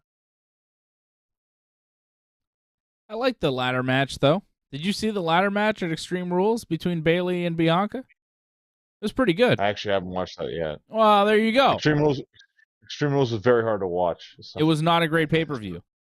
You were not on the Extreme Rules review show on Saturday. I did it with my brother because you were doing a wrestling match. You had a match. You were booked. But, yeah, Bayley and Bianca at Extreme Rules, the ladder match, I think was our match of the... No, the 6-man tag was our match of the night. The brawling Brooke had to have been, yes. Yeah, it was very good. Very good match. It was. Sheamus and friends against Gunther and friends. But the Bayley-Bianca ladder match was pretty good, too. It had its good moments, but it had some pretty bad moments. There were a couple, clunky spots. But overall, it was pretty good. And the clunky spots were mostly Bianca's fault. Well, again, the lack of experience in a ladder match, it's not easy. And as we've seen with ladder matches, like, because we've seen so many multi-person ladder matches, the expectations are too high for ladder matches now. Unless you're experienced in doing ladder matches, a singles ladder match, it's going to be very hard to meet the expectations of a ladder match. Yeah, but I'm just saying take it easy on Bayley because you haven't seen her best match this week, which was against Bianca Belair in that ladder match on the pay-per-view, which is where she's supposed to shine, and she did. Because she's great. Well, we saw she wrestled on SmackDown as well. I mean, it was not bad, but nothing it was all right. to write home about. It was nothing amazing, but it wasn't bad. Like, it was... The finish was the main problem I had with it. Like, and that's mainly just the way they book it, where it's like they had that whole dive spot. Everyone went out for dives. And then I think it was the NXT girl... Roxanne, I believe, against Roxanne Bayley. And, like, Perez. That lasted for like 3 minutes, them just going back and forth. Everyone's just dead. Yes. And no one can come back or do anything. Like, that's just ridiculous. Yes. Especially because it's a roll-up finish, too. Like, no one can get it back up on the apron or nothing. Like, I think that's just stupid. Yes, but that's not their fault. It was Bayley, Io, and Dakota versus Raquel, Shotzi, and Roxanne Perez from NXT.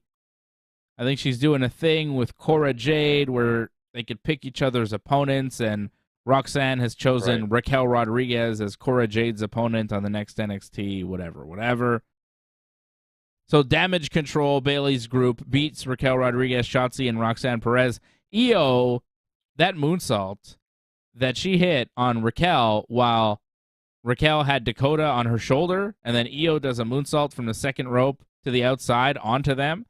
That was a really nice moonsault from Io and really impressive bump from Raquel and Dakota. That was a cool little spot. I didn't see the angle on that. Like, to me, it looked like she didn't even hit them whatsoever. But the timing of it made it look like it did. Yeah, it looked good. Again, the angle. Io is really good. The angle made it look good. I really like Io Shirai. Io Sky, as she's known now. And then Shotzi does a dive off the top rope, and Shotzi just kind of falls like a rock. Like, you see Io, like Io kind of floats in the air, you know, it looks like she's flying. Shotzi does a dive off the top rope, she just kind of falls, you know? She falls from a height. There's not much jump there. Difference between an expert and, you know, someone who's not used to it. Yeah. But yeah, after all those dives, it was Bayley and Roxanne Perez in the ring by themselves, and the rest of them, the 4 other people that were in the ring, they just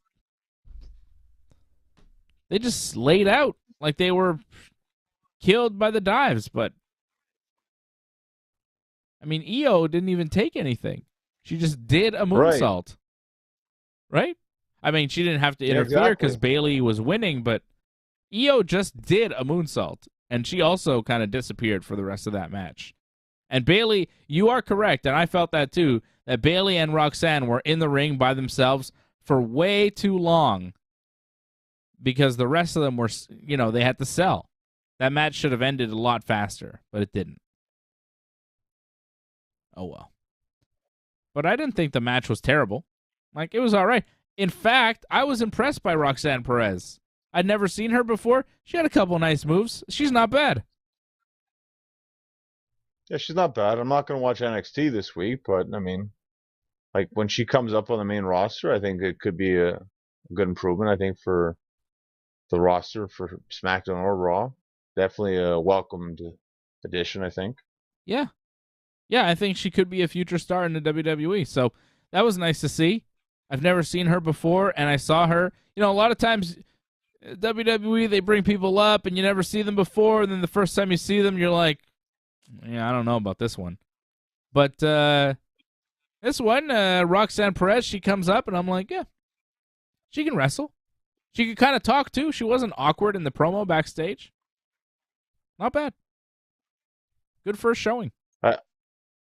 I thought the introduction of her could have been done better, but besides that, again, like she did everything fine. It's just that they're very good at doing video packages. I don't know why they didn't give her one, but regardless, like she did the best she could what she was given, I think. Yeah, I think she did really good with what she was given. Legado del Fantasma did the most that they could here with Hit Row. Zelina took out B-Fab, and Legado del Fantasma beat Hit Row tonight. It was the 2 Hit Row guys against the 2 guys in Legado, but not the main guy. Not Santos Escobar, Joaquin Wilde, and the other guy. Joaquin Wilde? Is that his name?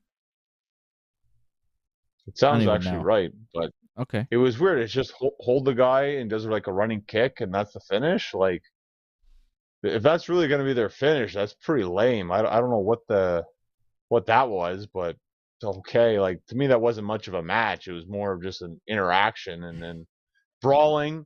Then match starts somewhat, and then suddenly it's over within a minute. Like, that wasn't really anything to me. But nope. Whatever. Not much. Just a little TV thing. They're trying to introduce these 2 new groups, and I don't really care about either of them. LA Knight beat Mansoor. Pinned him after his finish. And then LA Knight cut a heel promo on the fans, calling them incels, and says he's putting the entire roster on notice. I don't know about this. I wasn't convinced. It was a little quick. Like, I get it. He wants to be a heel and all that, but it's like you just like turned and then you turn again. Like that takes away a lot of how over you're going to be with the audience when you keep doing these turns back and forth all the time. Like that's what hurt Big Show a lot, was the fact that he did the turning all the time. Like he wasn't as over because of that. And LA Knight, like he had something, and then to turn right away just for the sake of it, like I don't know if that was a good idea. I understand he likes being a heel and the character prefers that, but to turn that quickly, I think that hurts him more than helps him. I don't really get it.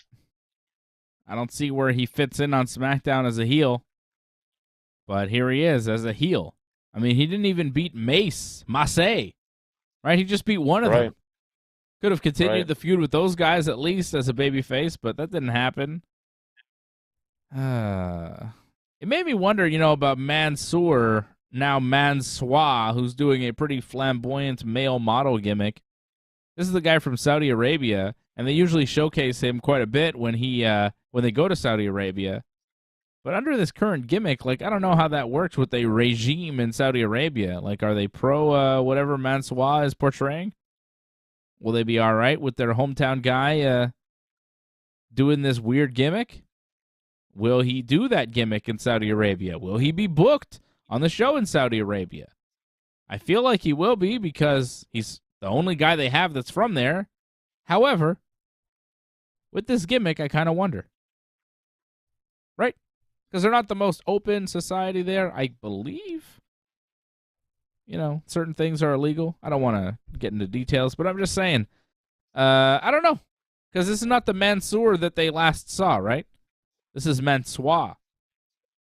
Do the Saudis approve of Mansoor? Will we see Mansoor at the Crown Jewel? I guess only time and Mansoor can tell. Well, if I'm not mistaken, I don't believe he wrestled at the last event they had there. There you go. All right. So well, forget it. Yeah, maybe they don't have to have him. Yeah. I just think, I don't know. I don't know if that would go over well with the crowd. Our guy has now turned into Mansoor. What is this? Male model? That's not very cool. I don't know if they would like it. So LA Knight beat Mansoor tonight, and it was not great. Sonya Deville cuts a backstage promo about Liv Morgan, then Liv Morgan attacks her, beats the hell out of her, then climbs up on a thing and does a senton through a table on Sonya. This is Liv's new gimmick. She's doing sentons through tables. She lost her belt to Ronda Rousey at Extreme Rules on Saturday. Ronda was not on SmackDown tonight, but Liv was, and I guess Liv and Ronda will wrestle again at Crown Jewel. That is my guess. Really? Okay. Well, if not Crown Jewel, at some point in the future, I think Liv is out for revenge on Ronda, right? I don't think it's over. I kind of wish it was. Like, they've had the 3 premium live event matches, if you think about it. Money in the Bank, SummerSlam, and Extreme Rules. Like, that should be it. Like, at least give it a little bit of time. Let's breathe a little bit. But yeah. You could be right. We might have to suffer through another one. If they are booking Ronda Rousey for Crown Jewel, there is no other opponent. Like, because Crown Jewel is a big event, they like to do big matches and have all their biggest stars, right? We just saw Brock come back. Like, they got Logan Paul, Roman Reigns. Like, they're doing a lot of big matches for Crown Jewel. And you would think they would want Ronda Rousey, who's one of their bigger stars, one of their more well-known people. And they only now have 3 more episodes of Raw and SmackDown to build the pay-per-view. So they don't have a ton of time between events. I could see them doing another match with Liv. Because, Liv won, right? She only won once, right? Well, twice, but one shouldn't have counted because she tapped, right? Well, one was the Money in the Bank cash in. One was Money in the Bank. Which is like, come on, they didn't really have a match at Money in the Bank, right? Liv cashed in, but there was no real match, and Ronda just had a match with Natty. Then they had help me out. What was that last thing? Clash at the Castle? SummerSlam. SummerSlam. Well, no, the last one was Extreme Rules. But SummerSlam was the one before that. SummerSlam, that's where Ronda made her tap, but she got pinned at the same time, and Liv won. Right. They didn't do a match at Clash at the Castle. Liv wrestled Shayna. Right. So Liv got a defense in without, controversy. And then they did the rematch with Ronda here at Extreme Rules. So that, to me, is only really the second match with Ronda. And the first one, Liv won. Second one, Ronda won. I really think they're going to do a third one. I mean, I'd be really surprised if Liv wasn't Ronda's next title defense. I think Ronda will defend once before moving on from Liv. Because she hasn't defended the belt against Liv. Right. She's lost it to her. She's lost a challenge to her, but she hasn't actually defended the belt. So I think they're going to do it. I think that's what Liv was doing tonight. Which is fine. She needs to work on her back suplexes there because that looked like garbage. I don't know if you caught that one. On Extreme Rules? No, like what she just did to Sonya tonight. Like she gave her like a back suplex on one of those like crates on backstage, but it's like she just placed her on it. Like there was no actual like slam to it because the exact same height of her placing her there and dropping it was like that was terrible. What was that for? Like she's not used to doing that kind of stuff. She has her little table spot that she's doing all the time, but that's about it. Like to me, this isn't anything great, and to me doesn't warrant another match. Like that match with Ronda was fun to watch just for the absolute chaos that it was. Yeah. But I'm not saying that it was a good match, but I just love watching chaotic stuff like that. That felt like kind of almost like a Brock match, but in a different kind of way. Where it's just a lot of crazy stuff was happening. You didn't know what was going to happen. I thought Liv, like a lot of her stuff looked like crap. And that wasn't a good thing for the match, to be honest. I'm glad Ronda won because like Liv wasn't bringing it. They tried, but it's not working. Bit of a surprise, though. I don't think either of us predicted Ronda to win. I said I thought, one of the women's titles might go. It was a possibility, but we didn't necessarily believe that Liv would lose. So that was a nice little surprise. I didn't think they'd give up on her that quick.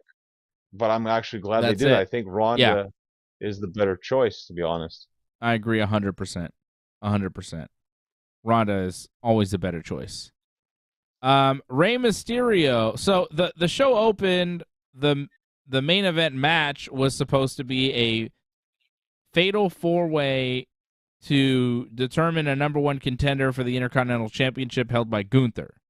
So it was supposed to be Solo Sikoa, Sheamus, Ricochet, and Karrion Kross. But the show opened in the parking lot where there's some cars and a wreck, and Karrion Kross and Scarlett seem to be limping away from some sort of car crash in a parking lot, which, like, what happened? And then Drew McIntyre shows up and attacks Karrion Kross, and then refs and agents separate them, and that's that. That's all we saw from them the rest of the show. I don't think there was a medical update on Karrion Kross or Scarlett either, who seemed to be assaulted and also hit with a car. Right? You give us an update on what them? It seemed okay? like. Yeah. Kross died of internal bleeding, and he's dead. They didn't say. All that we got was that he couldn't wrestle in the main event. That's all we got. So yes, he's too injured to wrestle. But did Drew McIntyre hit them with a pickup truck or something? Like, what happened? What are we supposed to believe here? You hit him with something. I think he hit him with a truck. To me, like, it wasn't 100% that it was him that did it. It's just you led to believe that's what happened, but yeah. I mean, they've gotten in trouble with that whole thing when it was Jeff Hardy doing it, so I don't know if they were worried about that they can have the wrestlers assaulting people with cars, possibly. I don't know. You can only assume, possibly, that happened. It was really weird to start the show like that with a car crash and then Drew McIntyre attacking. With no follow-up. It is very weird. again, like, Drew is supposed to be a babyface. Is it a babyface thing to hit your opponent and his wife with your car and then Attempted murder. blindside attack him? Attempt murder a man and his wife and then attack him afterwards when you realize he is not dead? He tried to kill him too. He put his head where the car door was going to be, and he was going to slam his head on the door, but then the referee stopped him. And Drew McIntyre is supposed to be the good guy. It's fitting because their match is what killed my desire to watch Extreme Rules. So, I was not a fan of that strap match. So. It was not good. They did provide some killing at least. Like, no way did I want to watch Extreme Rules after that. I was like, oof. It's going downhill, it seemed, after that. They killed the show. So then for the main event, Karrion Kross couldn't wrestle, so Rey Mysterio took his place, and now Rey Mysterio's on SmackDown, and Rey Mysterio won. Solo Sikoa and Sheamus were brawling outside the ring, and Sami Zayn and Jey Uso joined up, and then the Brawling Brutes showed up, and everybody brawled, and then it was down to Rey and Ricochet because Sami and Jey Uso and Solo Sikoa were brawling with Sheamus and his buddies, and they all seemed to disappear. They just disappeared, right? Sheamus and Solo? It looked like it, yeah. Okay. And then Rey and Ricochet were the only two left in this fatal four-way for an Intercontinental title shot. Rey hit what I can only describe as a Hurricane Rana pile driver on Ricochet. I was going to say tombstone, but okay. Hurricane Rana tombstone? I mean, right on the head. Like, it was pretty bad. Right on his head, and Ricochet's body, like, his head was down, and the rest of his body was going the other way. Ooh, it looked like he broke his neck. It was devastating. Yeah. And then, right after that, Rey hit a 619, and I don't know if you saw how Ricochet bumped off that 619, but he bumped right on his neck. Not surprising. It was crazy. And then Rey hit a top rope splash for the win. I mean, how Ricochet does not have a serious neck injury now, I do not understand. I hope he's okay. That was nuts. Just that finishing sequence between Rey and Ricochet is worth watching. Incredible. Like, right on his head. No tricks, no camera, no nothing. Spiked him on his head. Unbelievable. And it's not like, oh, it's Rey's fault. It's just, well, they tried to move, and that's how it worked out. They knew what they were doing. Yeah, I think it was intentional. It's a pretty dangerous move. But, if Ricochet's Not okay. Something they should do every night. Nope. You're not going to see that all the time, for sure. Nope. But, you're Ricochet, and you're wrestling Rey Mysterio. The Rey Mysterio. Right. Go all out. That's probably the way he looked at it. Yeah. Yeah. I don't fault him for that, but yeah, that's a rare thing that we saw tonight for sure. Dangerous. Really dangerous. But, wow. Was it impressive. It takes a lot to shock me when I watch a wrestling match. But that was shocking. Yeah. Right? Like, I was like, what? I had to rewind. I had to see it again. Because when they showed the replay, they just showed the pile driver, but they didn't show Ricochet bumping on 619. I had to see that too. Because when you combine the spike and then the bump on the neck off the 619 right after, it's more devastating. Well, Crazy. Ricochet, like, you got to respect the fact, like, if you're going to beat him, like, it's got to look good. He made it look good. He really did. And then we had Bray Wyatt to close the show. Bray Wyatt's on SmackDown now. Bray Wyatt came back at Extreme Rules with a big, elaborate, spooky video, and then he just showed his face. Tonight, he did a promo. And it seemed to be more... Wyndham Rotunda doing a promo than Bray Wyatt, right? Seemed like the real guy. For now. Not the promo that we expected from Bray Wyatt. Not spooky Bray Wyatt, not talking in tongues Bray Wyatt, not Firefly Funhouse, not the Fiend, not the Bayou Bray Wyatt, none of that stuff. This was, the real guy talking about how he's grateful to be there and nervous and never thought he'd be back. Crying. And what? He was crying during during the promo. Like, yeah.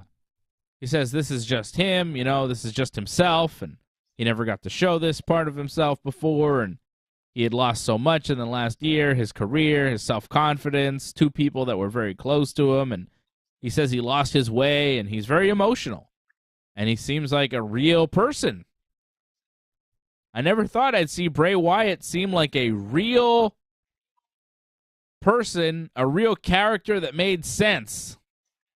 The Bray Wyatt promo that he did tonight was my favorite Bray Wyatt promo ever because it came from a real person, from a real place, and it wasn't a bunch of spooky nonsense.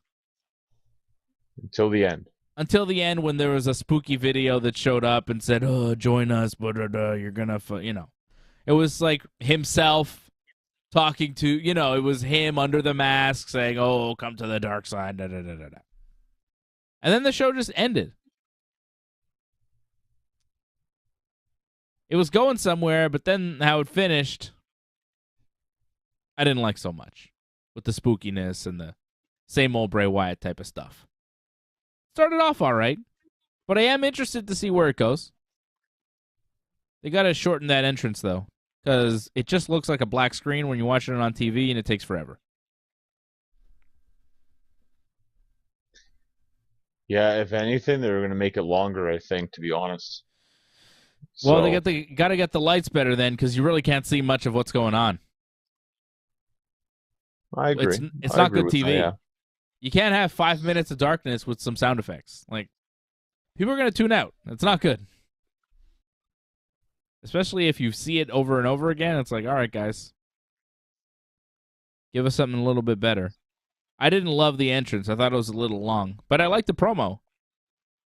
I thought the beginning, before he got in the ring. See, this is the weird part about Bray Wyatt. Usually, the entrance is cool. The spooky videos aren't usually cool, but usually the entrance is cool. Tonight, I didn't love the entrance, but the actual meat of the promo was good, which is, I don't think, ever happened before, as far as I'm concerned. But then the spooky video, Okay, he's wrestling with his own demons. He's wrestling with himself. He's got problems. He's da-da-da, blah, blah, blah. Okay. Cool. Not into it.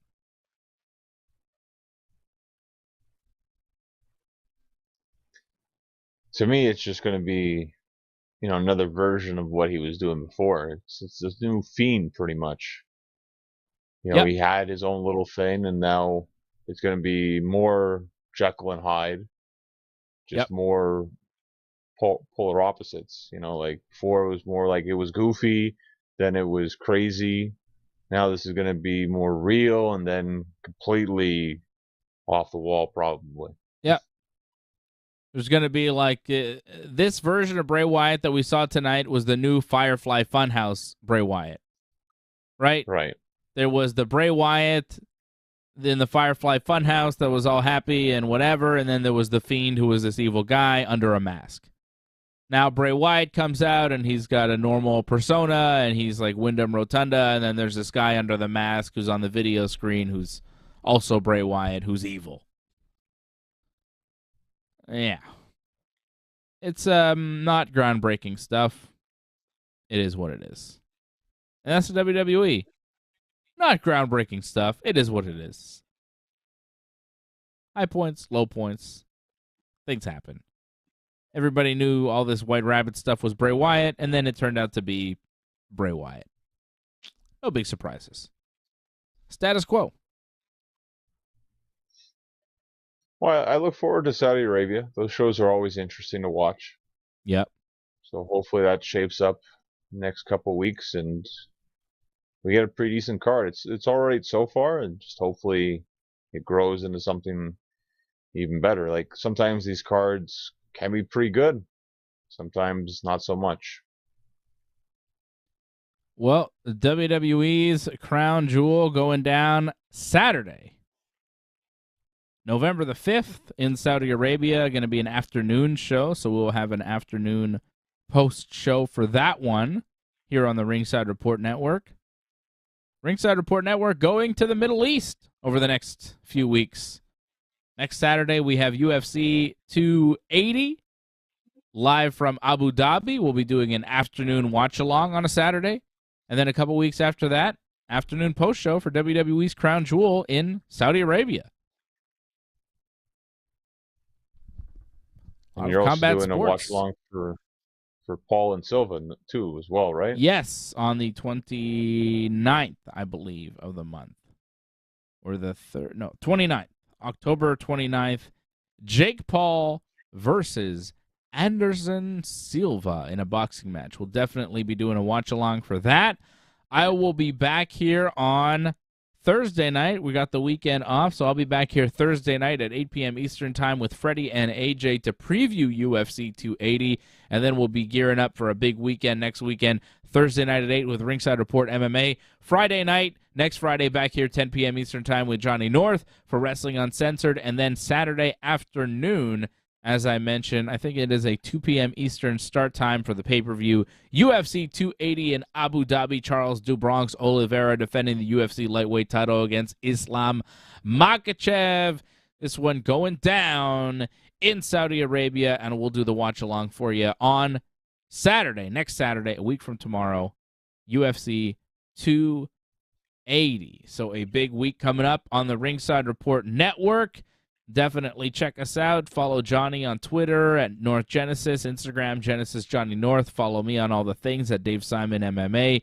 Go to our website, ringsidereport.net, and, do all those things. Subscribe to the channel if you haven't already. Like this video if you haven't already. Leave a comment on this video if you haven't already. Say, hey, this was a great show, guys. Thank you. You're the best. Or, man, that Johnny is so cool. I can't wait to see him wrestle again. Where can people see you wrestle again, Johnny? Well, October 30th, my match with Drew Onyx is coming up in Laval. It's going to be on a Sunday, 4 p.m. Bell time. So it's going to be a huge match, and the winner will go on to wrestle for the British Commonwealth Championship in November. So this is like a championship contender match. Title eliminator, as they say in WWE. I guess so. Right? Yeah, I guess. I like championship contender, but yeah, sure. Well, there you go. Big match there in Laval versus Drew Onyx, and I know Big Johnny will win that one on October 30th, and we'll keep updating you with info on that. And you can follow Johnny at North Genesis, and there's info on his Twitter for all of that stuff as well. I like the little promo that I cut on Drew Onyx last week that you clipped. Yeah, I don't think put up there. I don't think he was too happy about that. But no? Well, too bad. What's he mad about? Didn't he write response? Didn't he write response back to that or something? I don't know. Like he did. What did he say? Well, you'd have to go check. I don't think he was Twitter. Responding to me. I think there was other people talking smack to him, and he was responding to them. Oh, was he? Okay. Yeah. Well, you can talk a lot of smack no matter what, but Drew's not going to respond to me. He can't verbally joust with the king. He's not messing with me. He knows. He's got to stay in his lane. He could wrestle, he's a good wrestler and all, but he doesn't want to mess with me on the microphone. Neither does whoever your guy is. I don't know. We'll see about that. Sugar Shane.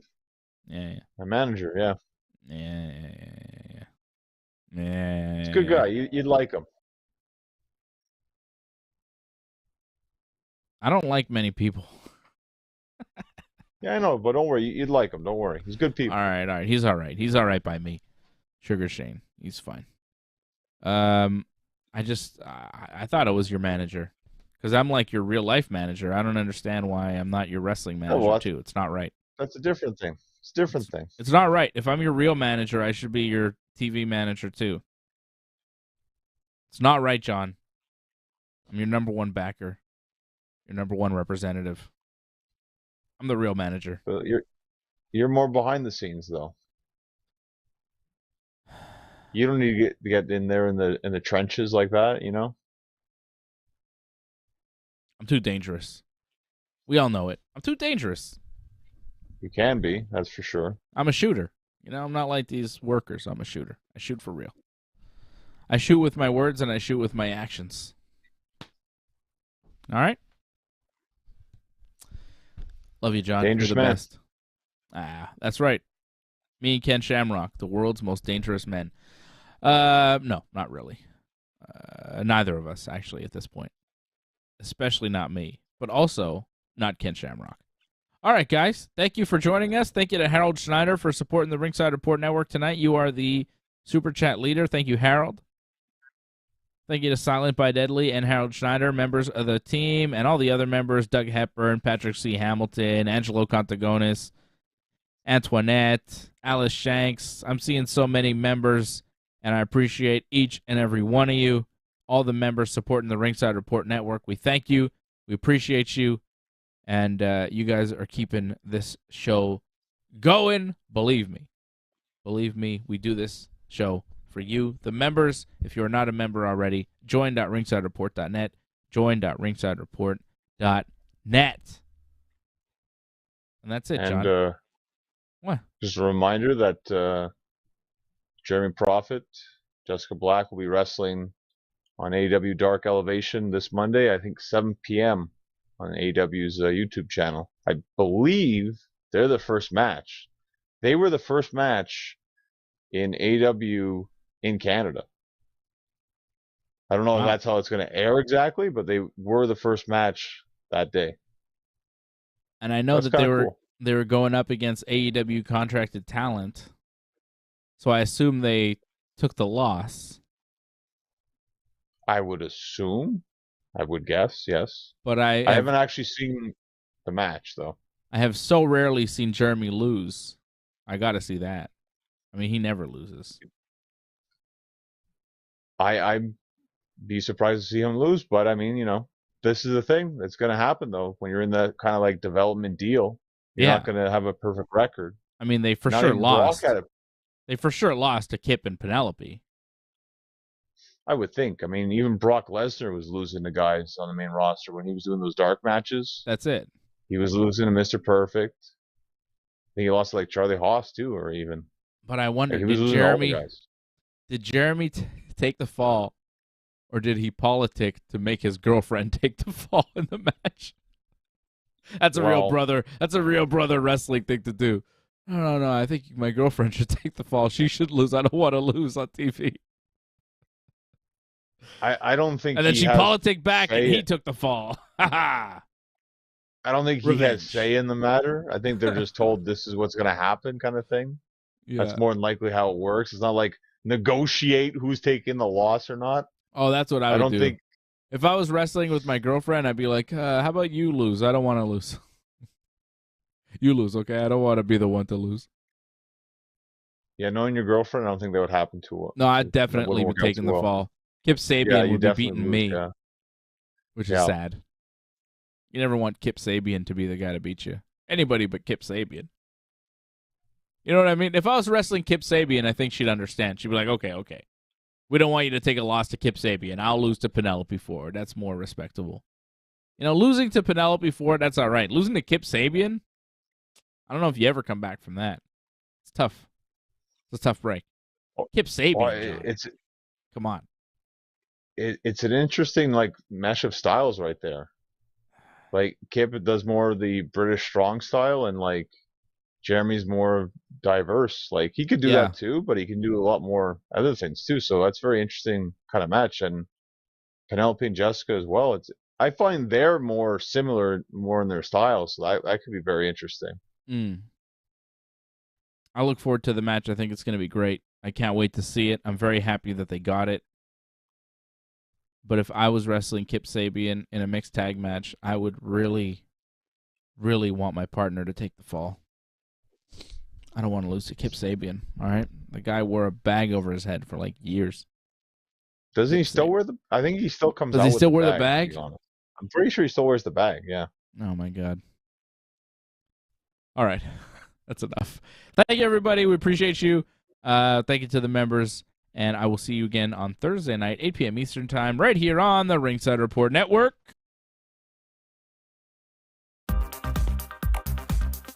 Please join in and give your support to Ringside Report Network. We've been providing expert coverage and commentary on both pro wrestling and MMA for over 15 years. Go to ringsidereport.net/support to find out more ways to support the channel.